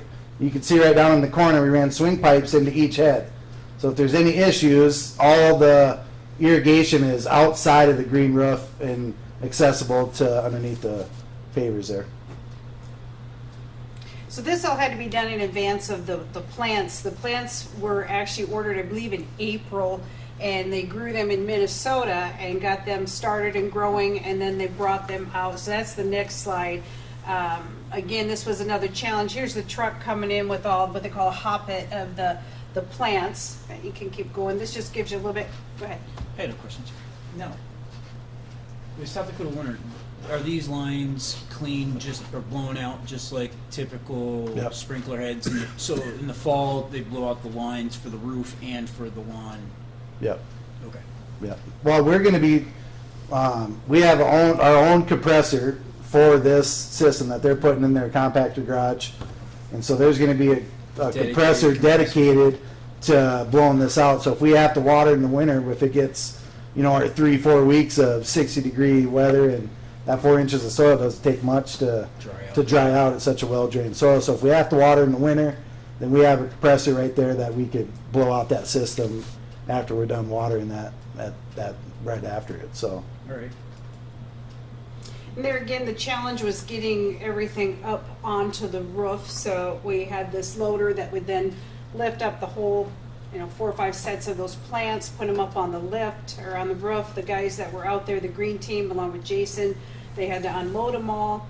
This was, I think, 2 days it took them to get everything unloaded and onto the roof. Go ahead. And this is just them putting them in, and go ahead and we'll just give it a little bit more. And this is how it all came together, number of days. And so we're getting here close to the end where this is where we've got now the plants in every section out there on the roof. And I can tell you right now, the plants that are out there are loving this weather. They look fantastic. They're in great condition. The people that are looking at it, now wait, go back one more. This is probably what's the most important to you guys. If you go back one more slide. Sorry. Nope, one more. Back one more. That little back Yep, the little weather station, or the big weather station. They've Yeah, successfully. number 21. Yeah, get to 21 there. They've There we go. There successfully we go. went through the 70-mile-an-hour windstorm. Yes. So I was out there Yes.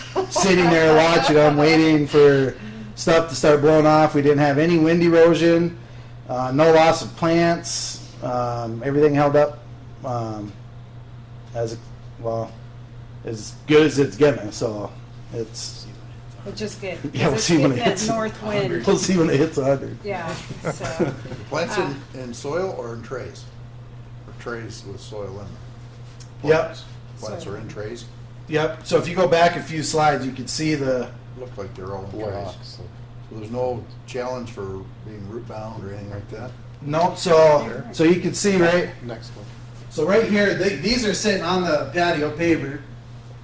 So right here, these soil elevators, so the soil's, 4 1/4 inches tall, and these trays are kind of go down, and so there's, an inch or so of soil above those trays. So every row as we went through, so you see there's still the soil elevator here and here because we had to cut and put them in there. But as you lay those rows, you pull all those soil elevators out, and then it's soil to soil contact. Okay. So it becomes a monolithic roof once all those soil elevators are pulled out and the roots could horizontally dispersed throughout the whole roof. Okay. And then this is Jason and Dr. Benning. We are next Wednesday going to have a press conference, a press event out on the patio. You're all welcome to come. We would love it if some of you could at least be there, as you are a partner on this project. So we'll be inviting the press. This is Dr. Benning from the School of Mines, who has been working with Jason on this project as well. And then our final slide is What just time? what What time was that? Oh, sorry, I was going too fast. 10 o'clock, Wednesday morning, the 17th. And just if you come out, just park in the lot closest to the airport. We'll comp your parking, we'll stamp your ticket, bring your ticket in, and hopefully we'll get some good coverage out there on this. Isn't it free? Somebody, can 30 anybody, minutes is anybody free. be there? 'Cause I have construction. to get that So if you go back one slide, Yeah. This is interesting. so that's the weather station, so that's a bulk of all the testing equipment that you guys paid for, and again, I thank you very, very much, do.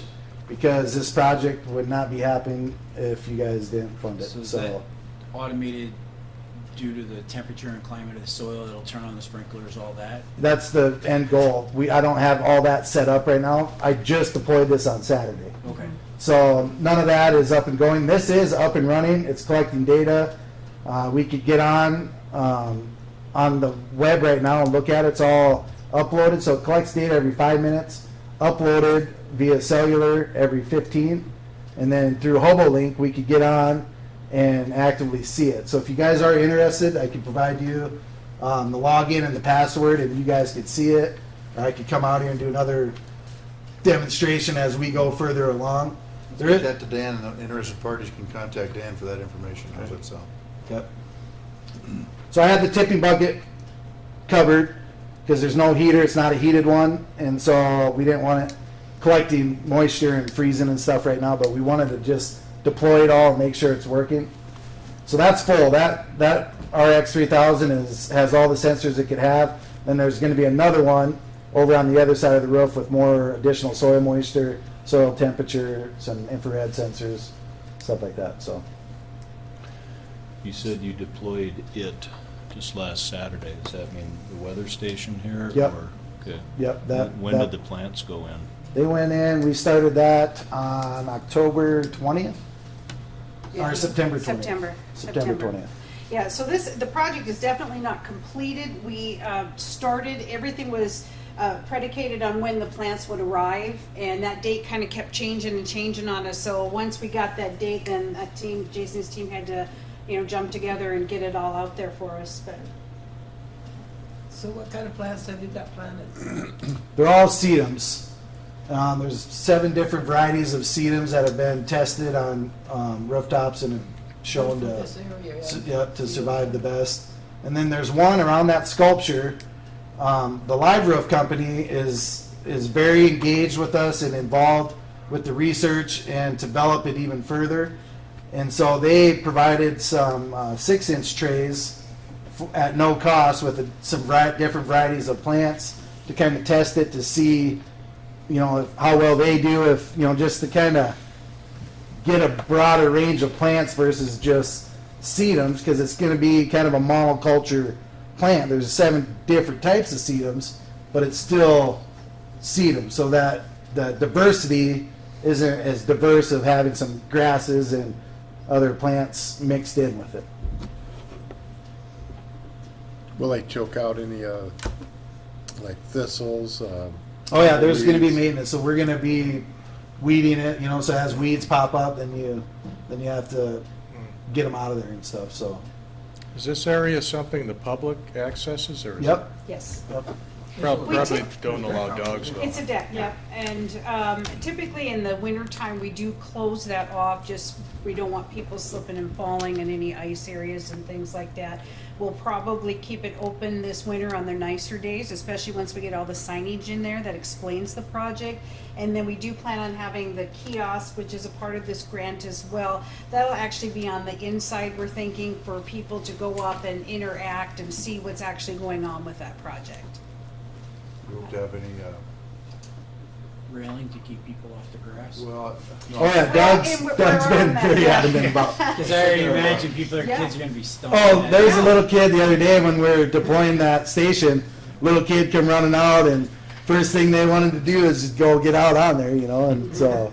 Now, we are looking at installing some kind of a small little fence in there to try to keep people out. And it handles some. I mean, it handles some foot traffic. It's not like you just step on it; it's going to die. I mean, we've been trampling around there to set all that up, So I was thinking more like field trips for educational purposes for kids. That would be If great. there's a way Yeah. to start something like that to get them interested. So, You might want to consider a small area that just put viscous in there, take care of the kids. Something they can stomp on. Border of it. That is a good idea. We need things for kids to do out there when they're having to wait, that's for sure, so. On the second floor, where the restaurant is, at the airport, Yes, yes. on So the west side. yeah, so it's on the That's what- pre-secured side, so anybody can So you access can it. see, the windows are huge.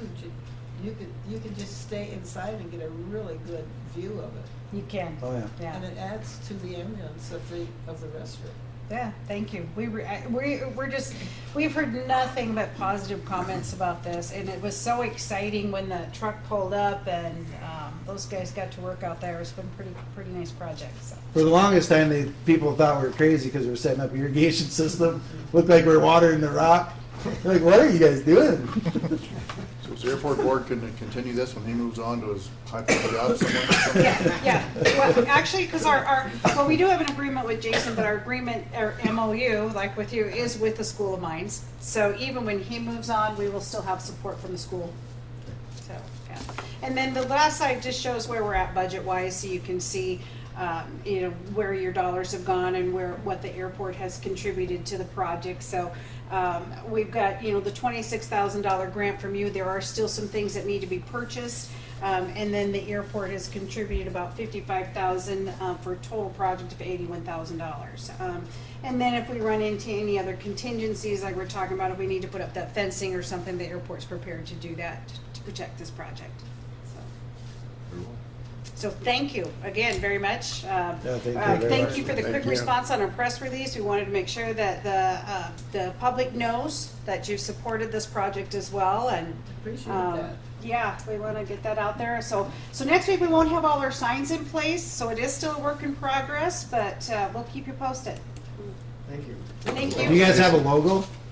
Yeah, we do. Okay. Okay. So, do you have I my can get that email? with you too.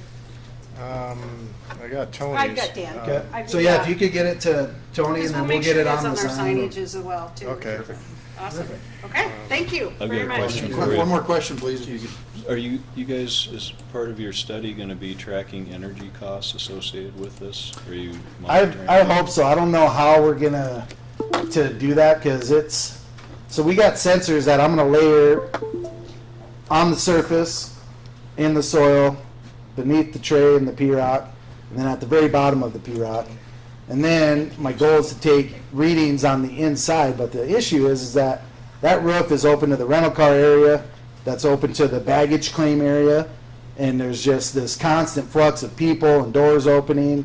And I don't know how the airport handles I'll have to check on the that. bills, like if we be able to see, all right, does the rental car have it separate from the rest of the airport? The way to I mean, this equalize is 2,200 square feet of roof. that, KBTUs per square foot, and then Doug can run numbers off of that by his BTU consumption. Well, I'm pretty sure we can. For We've got electrical, so gas, many et meters cetera. out there. Just Everything is equate it separately that way. metered.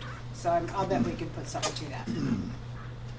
2,200 square feet though out of the whole entire airport. I don't think we're gonna see much, to be honest. I'm being negative on my own research, but But we'll look. we're gonna look You to can see. compare that to cooling degree days and heating degree days. There's some way to average that out and get some relative. Yeah, and we are going to do like the thermal conductivity and on the IR sensors. We're going to be able to see the temperature of that black roof that's behind there, and then the temperature of the green roof, and do some comparisons like that. But as far as heating, cooling savings for the airport, I think it'll be pretty Probably minimal. difficult. Unless to- you can to monitor see. that specific area underneath it somehow. I'm sure wet rock in the summer is a lot cooler than hot 120-degree rock. Well, I'm really anxious. I'm really excited to come see that Wednesday. Good. I've looked through the window. Yay. Thank you. It looks really nice. There's a Great. question on Nathan, I think. Yeah, well, it's just, one of those practical things that taxpayers want to know, what's the advantage of doing this? So I want to know that. Why are we doing this? Looks nice, great. We could have put some mosaic tile down that would have looked nice too. So why are we doing this? So energy Oh, for sure. savings. Yeah, it's all going to be. We- Those are all the questions that we're going to definitely Yeah. try to answer. Yeah, okay. In the newscast, Yeah. Wednesday. Wednesday. All right, thank you. Just Thank you. Thank you. Thank you. We go to number 9. We have proposal for first vote on continuation of our DNA testing. Rapid Creek, Mr. Williams. The pathogenicity with Dr. Well, we're on one before. Source identification first, or number 9. Oh, H2E. Dr. Murray's here, but Emily's not. He's too DNA. okay. That's why we have our. Characterization is second. We're going to go with 9, source identification. Sorry. She may contribute here, but This is the one we had budgeted $150,000 for. And what it is a second attempt at measuring more of the stream flows that we have. We only had 4, or was it 5? I think it was 4. 4 sites. 4 sites. The first time we discovered that there wasn't any human waste present in the lower portion of Canyon Lake as it outflows at number 2 on the new map. Do you have that new map? I do. Give me a second here. Yeah.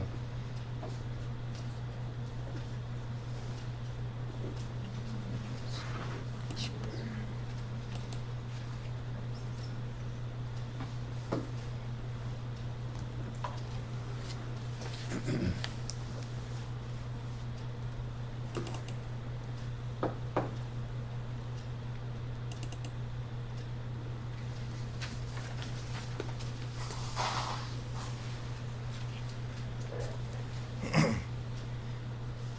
Go grab a pastry while it's waiting if you want. we could take a 5-minute break, let this load. If the presenter would care to do that. Would it take a while, Ben? to load? It shouldn't, but there it goes. Now this will just be a Just second. back it up here. It's down the page. You can blame Bill Gates. Right after green roof.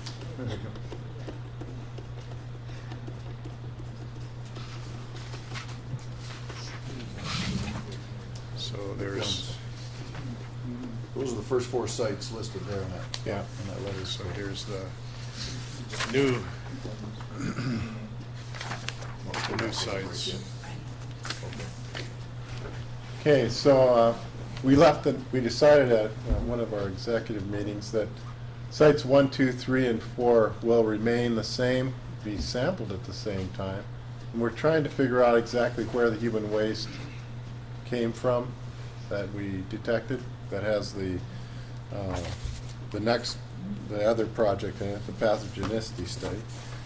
And we broke it up by labeling. As you walk down from left to right, you have 2A, 2B, 2C, then you go to 3, which is the bridge site at Soccer fields at Highway 44. Yeah. Pat. And then on down we have, my voice is kind of going because I have the crud. 3A is at above Green Valley along Rapid Creek. 3B is at, I think it's the waste treatment plant. Well, it's below. 3C, 3D, and 4. There's a site that Dan Van Cleves here could point out that's above the site that we were measuring at 4. That represents, I think, their outflow. Just a minute. Yeah, I was trying to help, but That's all right. I didn't. Yeah, you can pull it down just a little bit. Okay. See down on the right-hand side, There's 2 overlaid there, right? right, they're real 3C close and together. 3D. And then another site above that in the creek. So 3C and 3D must be above and below the outflow. Just for an interruption here, Dave Van Cleve operations manager out there for the wastewater treatment plant. And Dave helped us diagnose our test sites. We met with the executive, and a few of us met with Dave. And so he's here this evening. Thank you for being here. Certainly. I believe 3D is just above the wastewater treatment plant outfall, and then 4 is below. Okay. Well, Yeah, if there's forest there's a 3C that's, 3C's That's above, on the 3D's they below. kind of lay on top of it. Oh, okay, It I doesn't see it look under like C it. and D are Yeah. kind of like one's 3D in, one's may out. be the outfall itself. Inflow and outfall. D I was believe. supposed to be the outflow, I think. 3D and is C the is outfall wherever you, itself, and then C is. Kelsey might know too. Or just downstream from the plant. 3C and D are kind of ahead of start and finish of the plant operation, I believe. Yes. And 4 is just downstream a little ways further. so this represents 11 sites as opposed to 4. And what it'll do is it'll carve up Rapid Creek to help identify where the location is for first human waste. Because at 2, we don't have any, but at 3, we had a significant amount of E. coli in the water. And then, of course, when you go below the waste treatment plant, it kind of goes off the chart. In the winter, anyway. We also had a request to include in this pair of wells that we'll do some of the same testing. I don't think we have a location for those wells yet, downstream from the. I got a couple already picked Okay. out. Well, I just gotta physically handle them. Drinking water wells, potable water wells. downstream. shallow. Are they going Above to and be below. 11 test sites for this and 2. 2 possible well sites? Yeah, one Yes, above and below the waste plant. Oh. Okay. Where above? Do you know? Have Yeah. a clue? In Green Valley, in between Green Valley, there's a couple small farm areas where Okay. they have private wells near the creek. And then below the septic plant, right in the vicinity of 4, along the creek there is some residential right near the stream as well that has what I would call shallow wells. Some of them are only 100, 150 feet deep, so it would not be any surprise that with the wells being that shallow, that water from the stream is filtering through that very little amount of soil and getting into their well. Dan? I don't remember, Kelsey, if it was you or Emily that suggested we might want to look at a DENR site at is it Farmingdale? Farmingdale? I think Is that- that's on the list, isn't that number 3A? No, that's No. not on this map. You don't have the scale, it's not on the It's got map. the airport on the right-hand side, so it's past, it's Oh, down. okay. Normally that's far away from it. Well, we determined 1 and 2 had no human waste last time, right? Correct. 1, 2, 3 has spike. 3 had the Part of spike, Part of the year. and 1's kind of, you know, 1 is clean, 1 is clean and 2 is clean, right? Except for Yep. dog waste from the dog park. and the geese in the winter. Geese. Can we eliminate 1? Because I know the budget came in just slightly more. This study, I think we're okay on budget. It's the next, it's a little higher. Right. Yeah, the idea is we wanted to maintain, we're calling these controls, Right. so that we have a record of exactly the same site before and after, even though maybe it came up clean this time, who knows, maybe it won't be next time, or we're also doing things like, I think we were looking at flow, was that? Well, flow There's and some- temperatures. Okay, and that may be, upstream data may be useful in understanding what's happening downstream. And then, These will be monthly samples. yep, and then I just want to add one thing, just because it's clean of the wastes that Emily was testing for. In our previous studies, we actually found bacteria that were risky.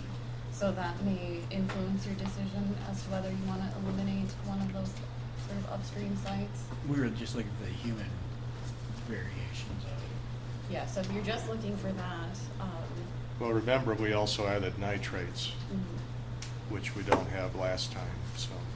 whether that, what goes on upstream with that, I don't know. My only reasoning is between 3 and 3A, there's a large gap. Yeah. And near Elkvale, between 3 and 3A, there's two large subdivisions. One's the mobile park that runs right near Elkvale on both sides of it. One just to the west, and that's all right near the creek as well. And I don't know if, I think a lot of them are on leach fields too, and if they're in the floodplain with a leach field,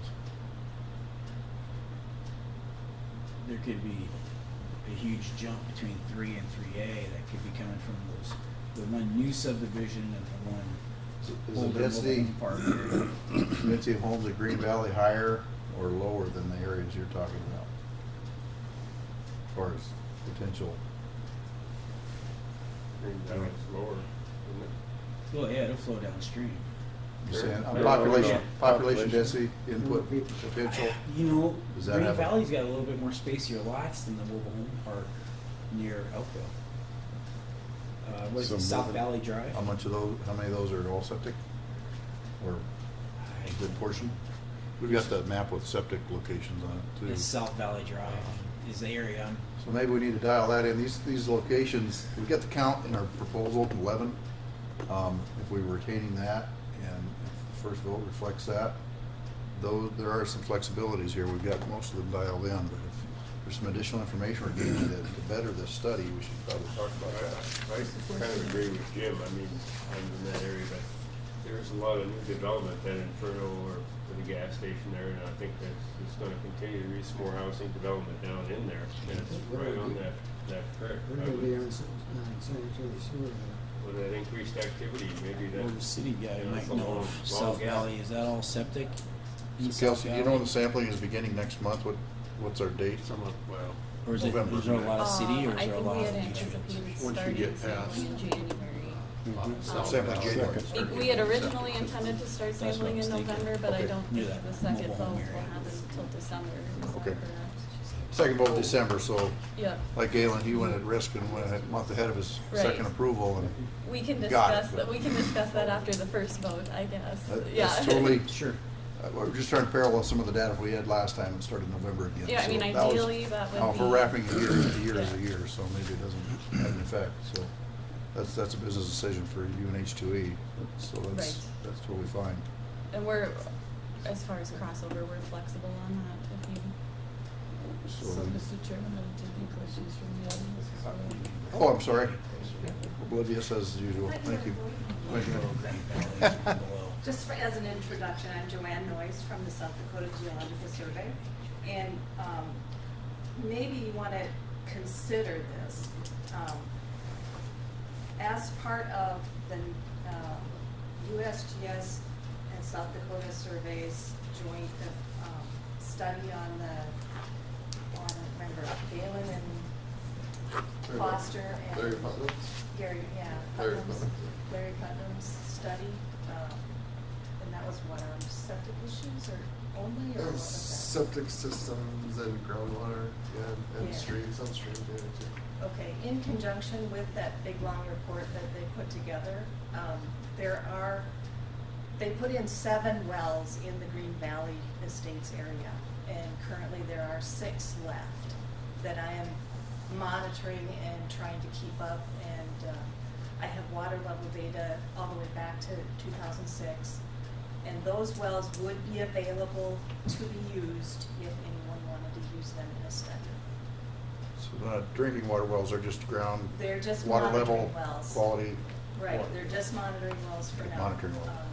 And I'm just doing water levels because the survey itself does not have anything in the budget to do any sampling with them. But I believe George Farabee was on the board way back when this study had been done and couldn't see the point in abandoning these wells. And so we have kept all of the ones that the survey put in. So they are available for use. What's the depth? say in the order of about 20 feet, 20 to 40. 20 to 40 feet, Oh, I'd well, say, that would be yeah. good. They're For probably a shallow water well for that They're, area. oh yeah, they're probably definitely representative of shallow what the alluvial regular- wells. yeah. They were specifically put in to evaluate the But they might be alluvial stagnant because deposits. So I guess I could nobody's see been drawing from them, correct? 2 or 3 board members probably collecting that information to Dan. Can that data be sent to Dan? And Yeah, and if- in fact, I've got a map that I just thought I'd bring along tonight. Thank you. Reason. So I guess I'm seeing, if the first vote says yes, second vote says yes, we're going to need to define exactly where sample sites are. That'd be And if these a good contribute one to the, before to the study the plan. and the counts we approve, then I think we're gonna have a pretty good, This Yeah. is starting point. Green Valley, right? Right, that's Green Valley, and we So lost. this is for me? Yes, we lost one well in there, when they put, I believe, the water line in. And we thought we were gonna lose another one when they put the sewer line in along, yeah, was it Southside? Southside. Yeah, but they, in fact, they went through the road instead of in the ditch, so, we currently have 6 left. Okay? Well, eventually, Bob, Thanks for the volunteer. yes, that's great information, thank you. All right. So, at this point in time, any other Move to discussion? vote. We can vote on this, Ken? You know, at one time, even into the 90s, this was nothing but cattails Okay. out here. This is the same area we're talking about. And so that's all surface water. To put in septic tanks, they had to fill them up with water and dig holes and then put grounds over the top of them Mounted and then systems. pump the water out of them. And they acted just like a boat. When they pumped the water out of them, they had to put other water into them or something to hold them down because they popped right out of the ground. And you're talking about your septic tanks, they gave them permits to put those in. There's nothing to vote on yet. There's no motion to vote on yet. Why move we approve the funding? I second that. Okay, now there's a motion. Any other discussion? Questions? I have one too. Bob? Oh. Was there- was Go there ahead. one? Yeah. I think Nathan raised I guess I would go back to my standard question as far as why would the taxpayer want to fund this project? Well, it kind of, can I answer that? Please. I think it actually plays in with, it's part of our entire area. If Dan had a picture of the 9 different districts, actually, what we discovered here on the first study affects all of the, almost all of the Rapid Creek drainage. And that if the E. coli bacteria is as bad as we're told, it's contaminating possibly the groundwater. We don't know for sure. The wells might give us indications on that.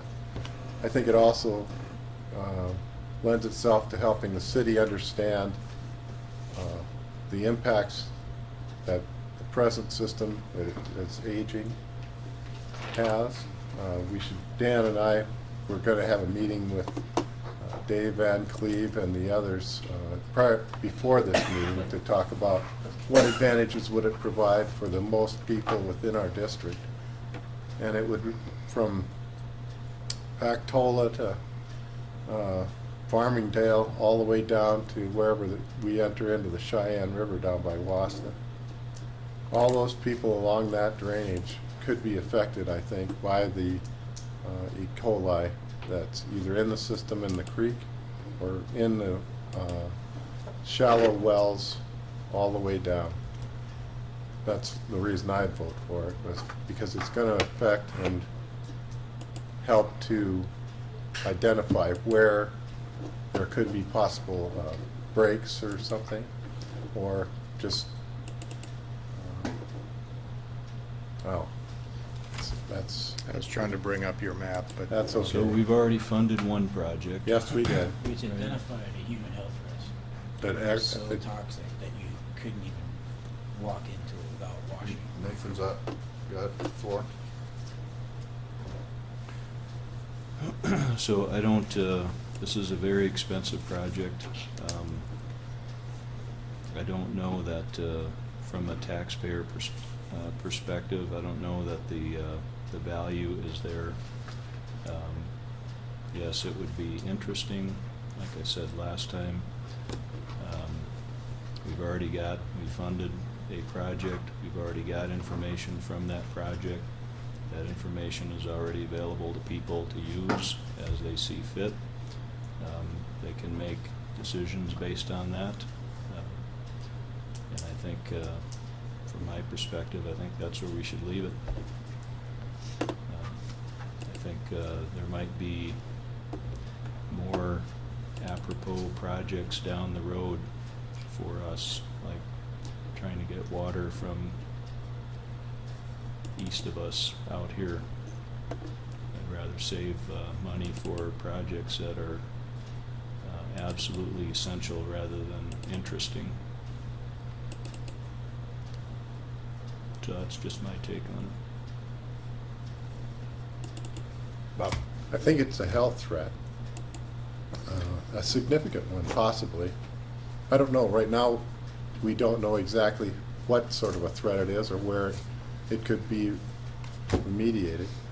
And I'm not sure if Dave has funding for this, but that's one of the things that we do is when others don't fund projects like that.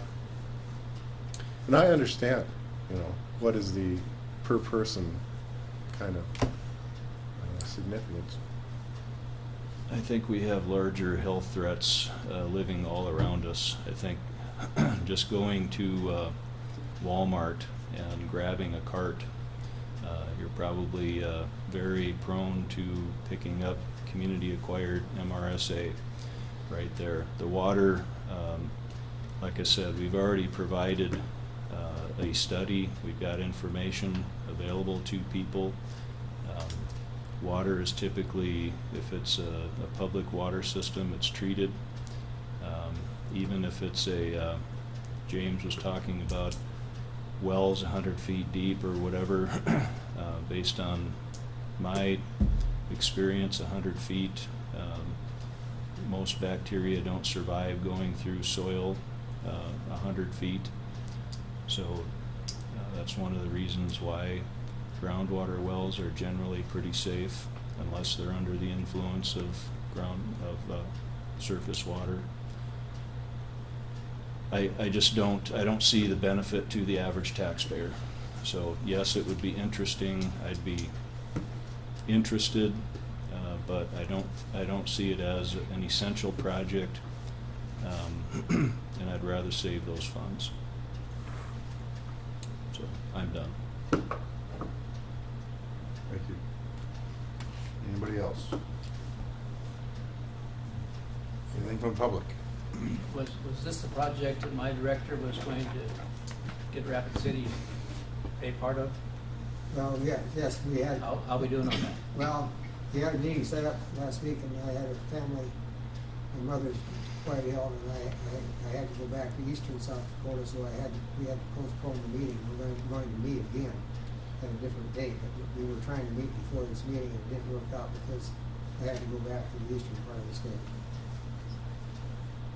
Is there a chance, in your opinion, is a chance the city might pitch in, help? Well, we're gonna pitch it. What- I can't speak for the city, but I've talked to Dan Kuhn, I've talked to Stacy Titus, talked to Dave Van Cleve, Dave's here, and they're interested. I don't know. Probability 50%, 75%? I'd hate to Zero. guess.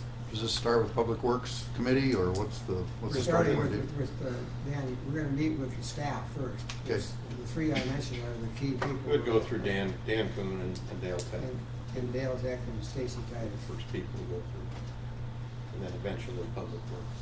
We don't currently have money in the budget for it. We had talked about providing some in-kind services with doing some basic E. coli sampling, which we did. That was part of where we started with the 3C and 3D. And so we did that all summer, looking at those. We know that there are E. coli influences upstream of the plant.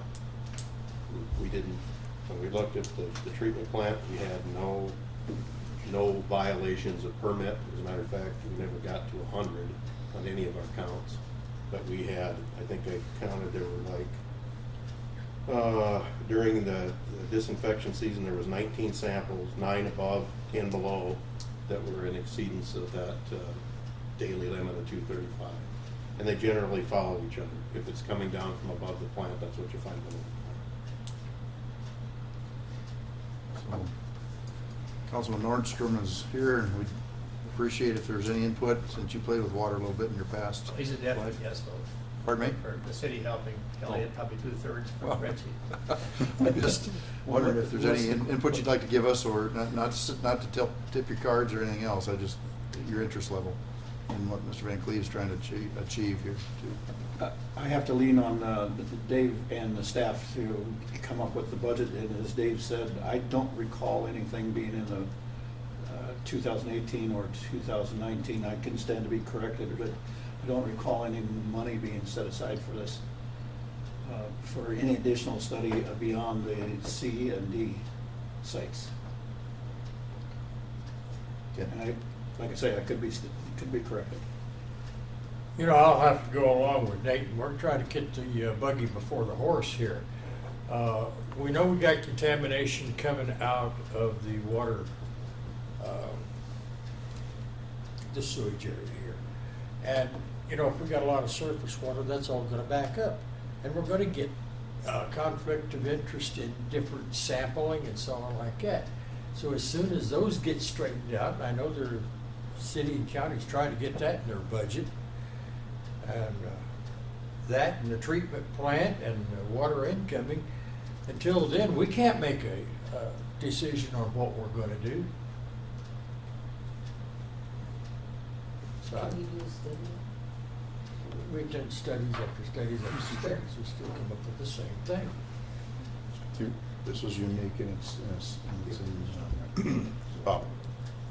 You know, can we postpone this for any period of time? I mean, what we discovered in that first study, so that we could work out all the details in advance of bringing this up again. Is there any argument that would include, you know, preclude us from pushing this down the road, like till next year? Other Or- than we have a graduate student, we were hoping, a current graduate student, we were hoping to support with this project. So, Mr. Williams, are you suggesting a year from now, or? Yeah. So do we want to start in November, no matter when we do this? Is that so? Not necessarily, I mean, Okay. it's still a year's worth of data. We had sort of aimed for that for consistency, but Well, the data that we've collected is publicly available in our studies. And so if we have another study and we don't have concurrence here for the next studies, are we still going to have, I mean, that's still going to be valid for a period of time. Do you have any estimate on how long that'll be before our data becomes no good? no, I would say the sooner we can collect more data, the better. Yeah. Just to sort of get on top of the problem a little bit better. So that we could actually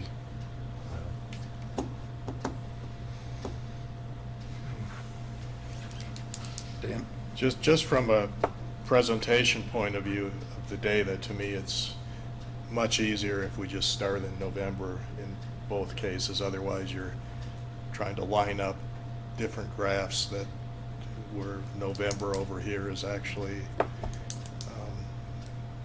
the November of the next year, but lining up with the November of the previous study, which is the earlier November. So it's just my 2 cents on the starting on a non-November time. Suggestion of waiting is trying to leverage some extra So we have more participants. coordination with the city, and I think we should wait till we have a chance to visit with the city personally. I think the city, I mean, this is basically in the city, what we're doing here, and I would think the city would have an interest in understanding what water quality issues there are in Rapid Creek as it flows through the city, and even out in the Rapid Valley Sanitary District, which, as I understand, is going to be, like Green Valley, is going to be part of Rapid Valley, potentially at least water, they have water for Rapid Valley. Ken? Make a motion, we table this until further investigation's done. When there's That a, way it can be redrawn at any time. I think we have to call a vote so that it can be. Table can supersede the vote. I don't think we need to vote on this tonight necessarily, we could just move it to the next meeting. Well, we table till the next meeting, be on the agenda until we're ready to. That's it. Because we really had intended to meet with the city, it didn't work out because I don't see that. No fault of anybody. Well, then I guess we should table it. With it, When's our next meeting? December. yeah. 4th, Is 11th, December 4th? 11th, probably. I believe. Correct. So Kelsey's item is up next on the agenda, which pretty much goes hand in hand with this. So in the minutes, this will be tabled, right? Well, Well, I was there trying may to be say two. that we need her input in If order I- to table it, because I'm just wondering if she changes your mind, which may or may not be possible, you could come back to this. if you table it now, there's no further discussion. And Right. she has input. Well, then let's hear it. Is this something for tonight, or do you want to? Yeah, well, this is the It's next. on the agenda, agenda. Oh, I see. So as far as this But I guess you gotta motion is deal with this. concerned, as far as this particular motion is concerned. We're still in discussion. What did we do with this particular, It's a motion to table at this point. it's tabled, okay? But we're still, I don't think we should table it, I think we just go forward to the next meeting. Well, that's what table. Okay, what's gonna go in the minutes? Is it gonna be tabled or postponed or what? If it's tabled, it can be brought back Okay. where it was. but I was just, Versus a I was just continuation. suggesting that we get her input before we table it. Then just as soon as she makes her input, if it makes. this I not understand your the table. logic on that, except for rapid schools don't go that way, do they? Did you hear a second? I did not hear second on the table, but I would like to know if the motion be withdrawn, or Okay, if that would be a possibility. withdrawn sounds If right. the motion's withdrawn, then it's not an active motion. I withdraw that motion until her input is made. But you didn't make the motion. Okay, Biological did. Biolotta made the motion for a Motion vote. to approve Motion, funding and was- Gerald seconded. The seconded was, You who was wanna the second? withdraw it? Well, it's still under discussion, so First during off, I discussion, she have can to get up and withdraw the speak. table. She can speak to the future agenda item sidebar to, because it's related to this one we're on now. Could continue discussion with, Yeah, so I can only speak to our portion of the study. I can't speak to what Emily's thoughts Can you would be. speak up just a little bit? Yeah, sorry, I'm a little sick, so I'll try my Yeah, I best. know. As far as the start date of this study, we could be very flexible. To me, it actually does make sense to wait for the meeting with the city to see what kind of support that they could sort of buy into this project. So as far as we're concerned, we're willing to start at any time. I wouldn't suggest postponing it an entire year, though. I would say the sooner we started after the ending of the previous study, the better. Spring semester, January. And that's sort of when we had anticipated starting it anyway, so. But if it goes to the first vote in December, when is the second vote? January. it would be January. Okay. It would be January again. Back up. Dan? I was just gonna, in case anybody didn't know, Kelsey's part of the project was looking for the toxic component of the E. coli. The health risk.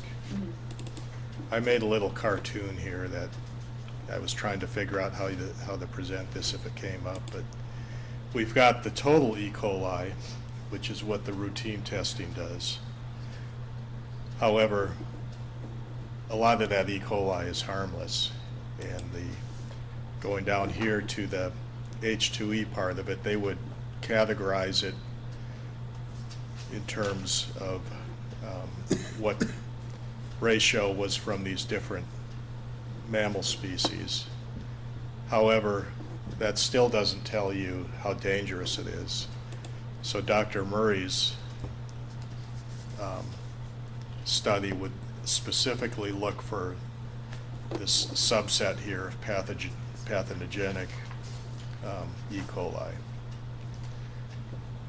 So I just wanted to clarify, these are two different studies that go closely together. Then I will withdraw my motion, and I will make a new motion that we place this on the agenda for December, and then discussing it with the city of Rapid. I can second that, if that's the way we want to handle it. You wanted to withdraw your motion, And continue this to Yeah. December. and when? Place this on the December agenda. Okay. And take it up on December, okay. Discussion on that motion. Is it seconded? Seconded by Me. Gerlo. And the question is, do we want her input before we hold this particular item? If there's any more input to be had. If he suspends it, and she's got a second to suspend it, that's it. We just have, we can talk about it, but that doesn't get her on the floor to explain her part of it. Well, it does after. She's been invited to discuss it with us at this point in time, as agenda item 10 is following this.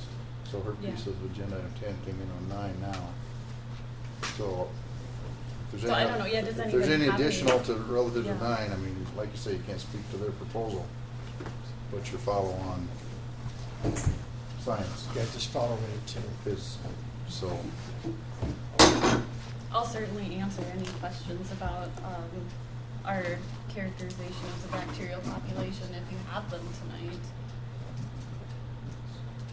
Motion on the floor is to continue this to December. So any For other, both number 9 for and number 10. 9 and 10. Number 9 I- and 10, yeah, we can call. Is that what I heard? What? James, is that what I heard? Number 9 and 10? Or are we just talking 9?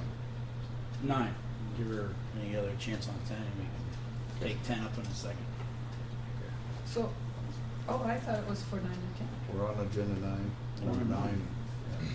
To continue till December, until we've met with the city representatives. Okay. Like, that's good. Yes, sir.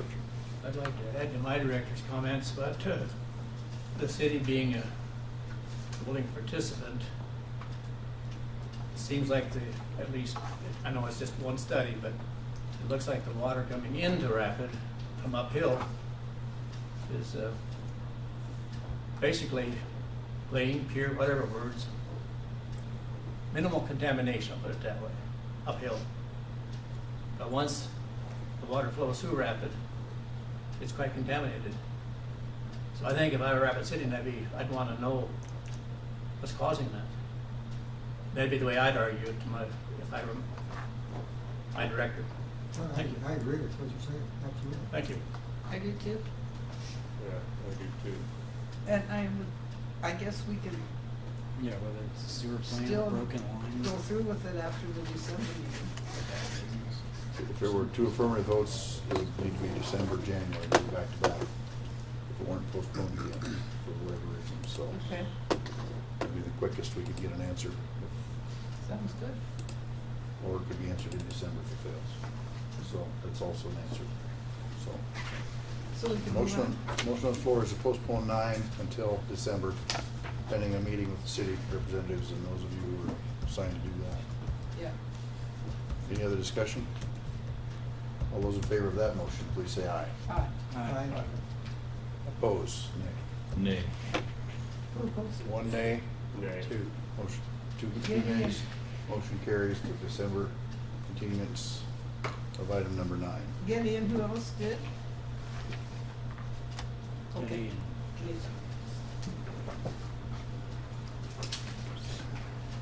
Okay, anything new we need to know about on agenda item number 10? So we let her speak if she Would has you like anything to else speak? say on this. I think she should. As long as we drug you out Welcome here. welcome to come up, Anything even though else you this one's wanted been to? postponed. Is there any I other guess changes?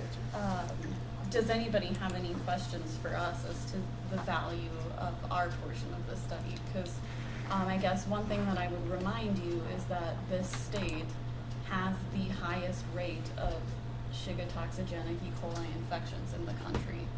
And it is sort of our hypothesis, especially based off of that original year-long study that we did, that the water is likely a reservoir for some of these bacteria that are making people in South Dakota sick. And so I just want to make sure that you guys are clear on sort of the potential implications of our study. Does anybody have questions about it? Or? Okay, I was going to take one off here, and then Yeah. these gentlemen. You anticipate working with some Department of Health or folks within the state or locale? Absolutely. What's developed since then?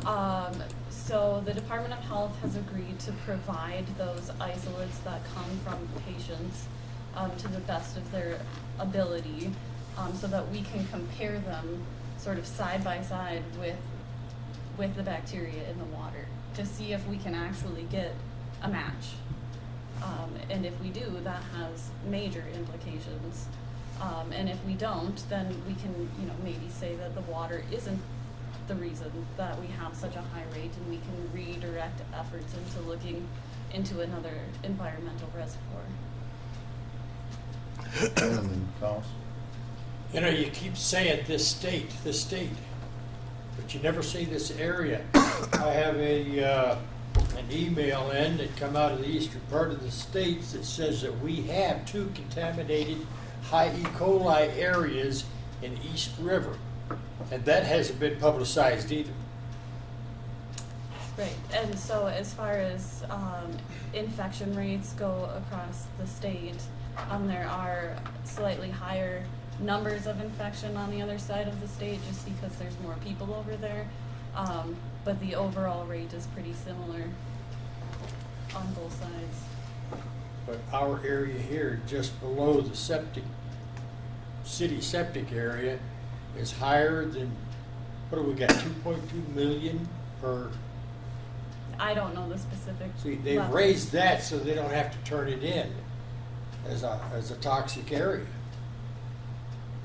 And Even so though it is. And so there's no mandates on looking at Shiga toxins in the water. So since there's no criteria for that, it's not a reportable thing, and I don't think anybody besides our group, except for maybe a study in the past, did one of you guys look at about Shiga toxins in water? No? I seem to remember there was somebody who did something sort of tangential to this maybe 10 or so years ago. But to the best of my knowledge, we're the only ones doing this in this state, and one of 4 groups looking at it across the country. Thomas? So I saw some of the research from the previous study actually made it through South Dakota News Watch, made it on Keloland, especially when John Morrell had those nitrate leaks into the Big Sioux. Now, has there been any thought or any working on a comparative study of how western South Dakota fares with like the Big Sioux around the Sioux Falls, Working, Watertown, I-29 corridor? Or are you just primarily looking at this, or is there a possible comparative study? Because in the article it looked like you guys were possibly doing that. Yep, so our original studies, the East Dakota Water Development District actually funded 2 separate studies, one where we just looked over the course of a summer on the Big Sioux River, and then Skunk Creek, which is a tributary. And then they actually funded a year-long project that didn't quite coincide with the project that we did here for West Dakota. But we do have data from both sides of the state. At this point, we haven't pursued a sort of concurrent study of both sides of the state, but in the future, that I think is where we're we're headed. Department of Health was alerting West Nile cases, it's West Nile, excuse me, West Nile virus cases, et cetera. At what level would they give an alert for data that you would produce or something that came out of this study that would say, warning, And downstream? that's the question. I think it sort of depends on the data and what we find. And really there's no baseline for what the level of danger is. And that's sort of what we're trying to establish with these first couple of studies is what is the sort of normal baseline, and then when does it sort of exceed that baseline and create an even higher risk. So the question, the cases where people are affected by this pathogenic E. coli, do they get it from immersion or drinking, or do they know where this is coming from? I mean, generally speaking, you get sick from accidentally ingesting it, so that can come through recreational use. The sort of important factor of these S-Tech infections is that the infectious dose is really, really low. So a single drop of water could potentially contain enough of these bacteria to make you, pretty seriously sick, if not cause a fatal disease. Because the wastewater treatment plant turns off their disinfecting process, and the E. coli levels get very high. Yeah, and we don't during know, the winter. does that coincide with the levels of these sort of pathogens as well? We don't know. Yeah, Bob, sorry. What are the temperature ranges? In the winter, when we are not using the UV protection, does that kill them when they come off? Yeah, so a good portion of the E. coli bacteria only are going to survive close to body temperature, which is about 37 degrees Celsius. But unfortunately, these pathogens, as they're sort of picking up genes that enable their own survival, it's those genes that sort of consequently make humans sick. And so a lot of these sort of resistance genes that allow them to survive at lower temperatures, I mean, they can survive the winter in the sediments as low as 3 or 4 degrees. So they definitely do sort of hunker down and survive the winter in the sediments. Well, they clearly survive in the water because that's what the study showed. Right. In the winter. Okay. James? Well, now that we've heard all our discussion on this, I move that we move this to our December agenda as well, along with the previous items, so that way we can make sure we vote on it. I did quite hear.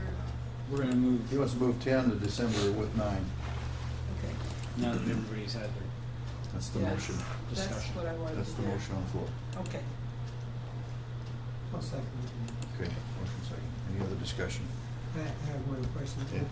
Would you be available to attend a meeting with us Yeah, just- in the city? Yeah. Because you obviously know a lot more about this than I do, anybody probably not here, so I think it would be very helpful and sure. informative for the city to listen to what you have to say and what you've done so far. Sure. And probably have it, and I'll check with Emily, see if she can come too. Okay. I think that would be very helpful.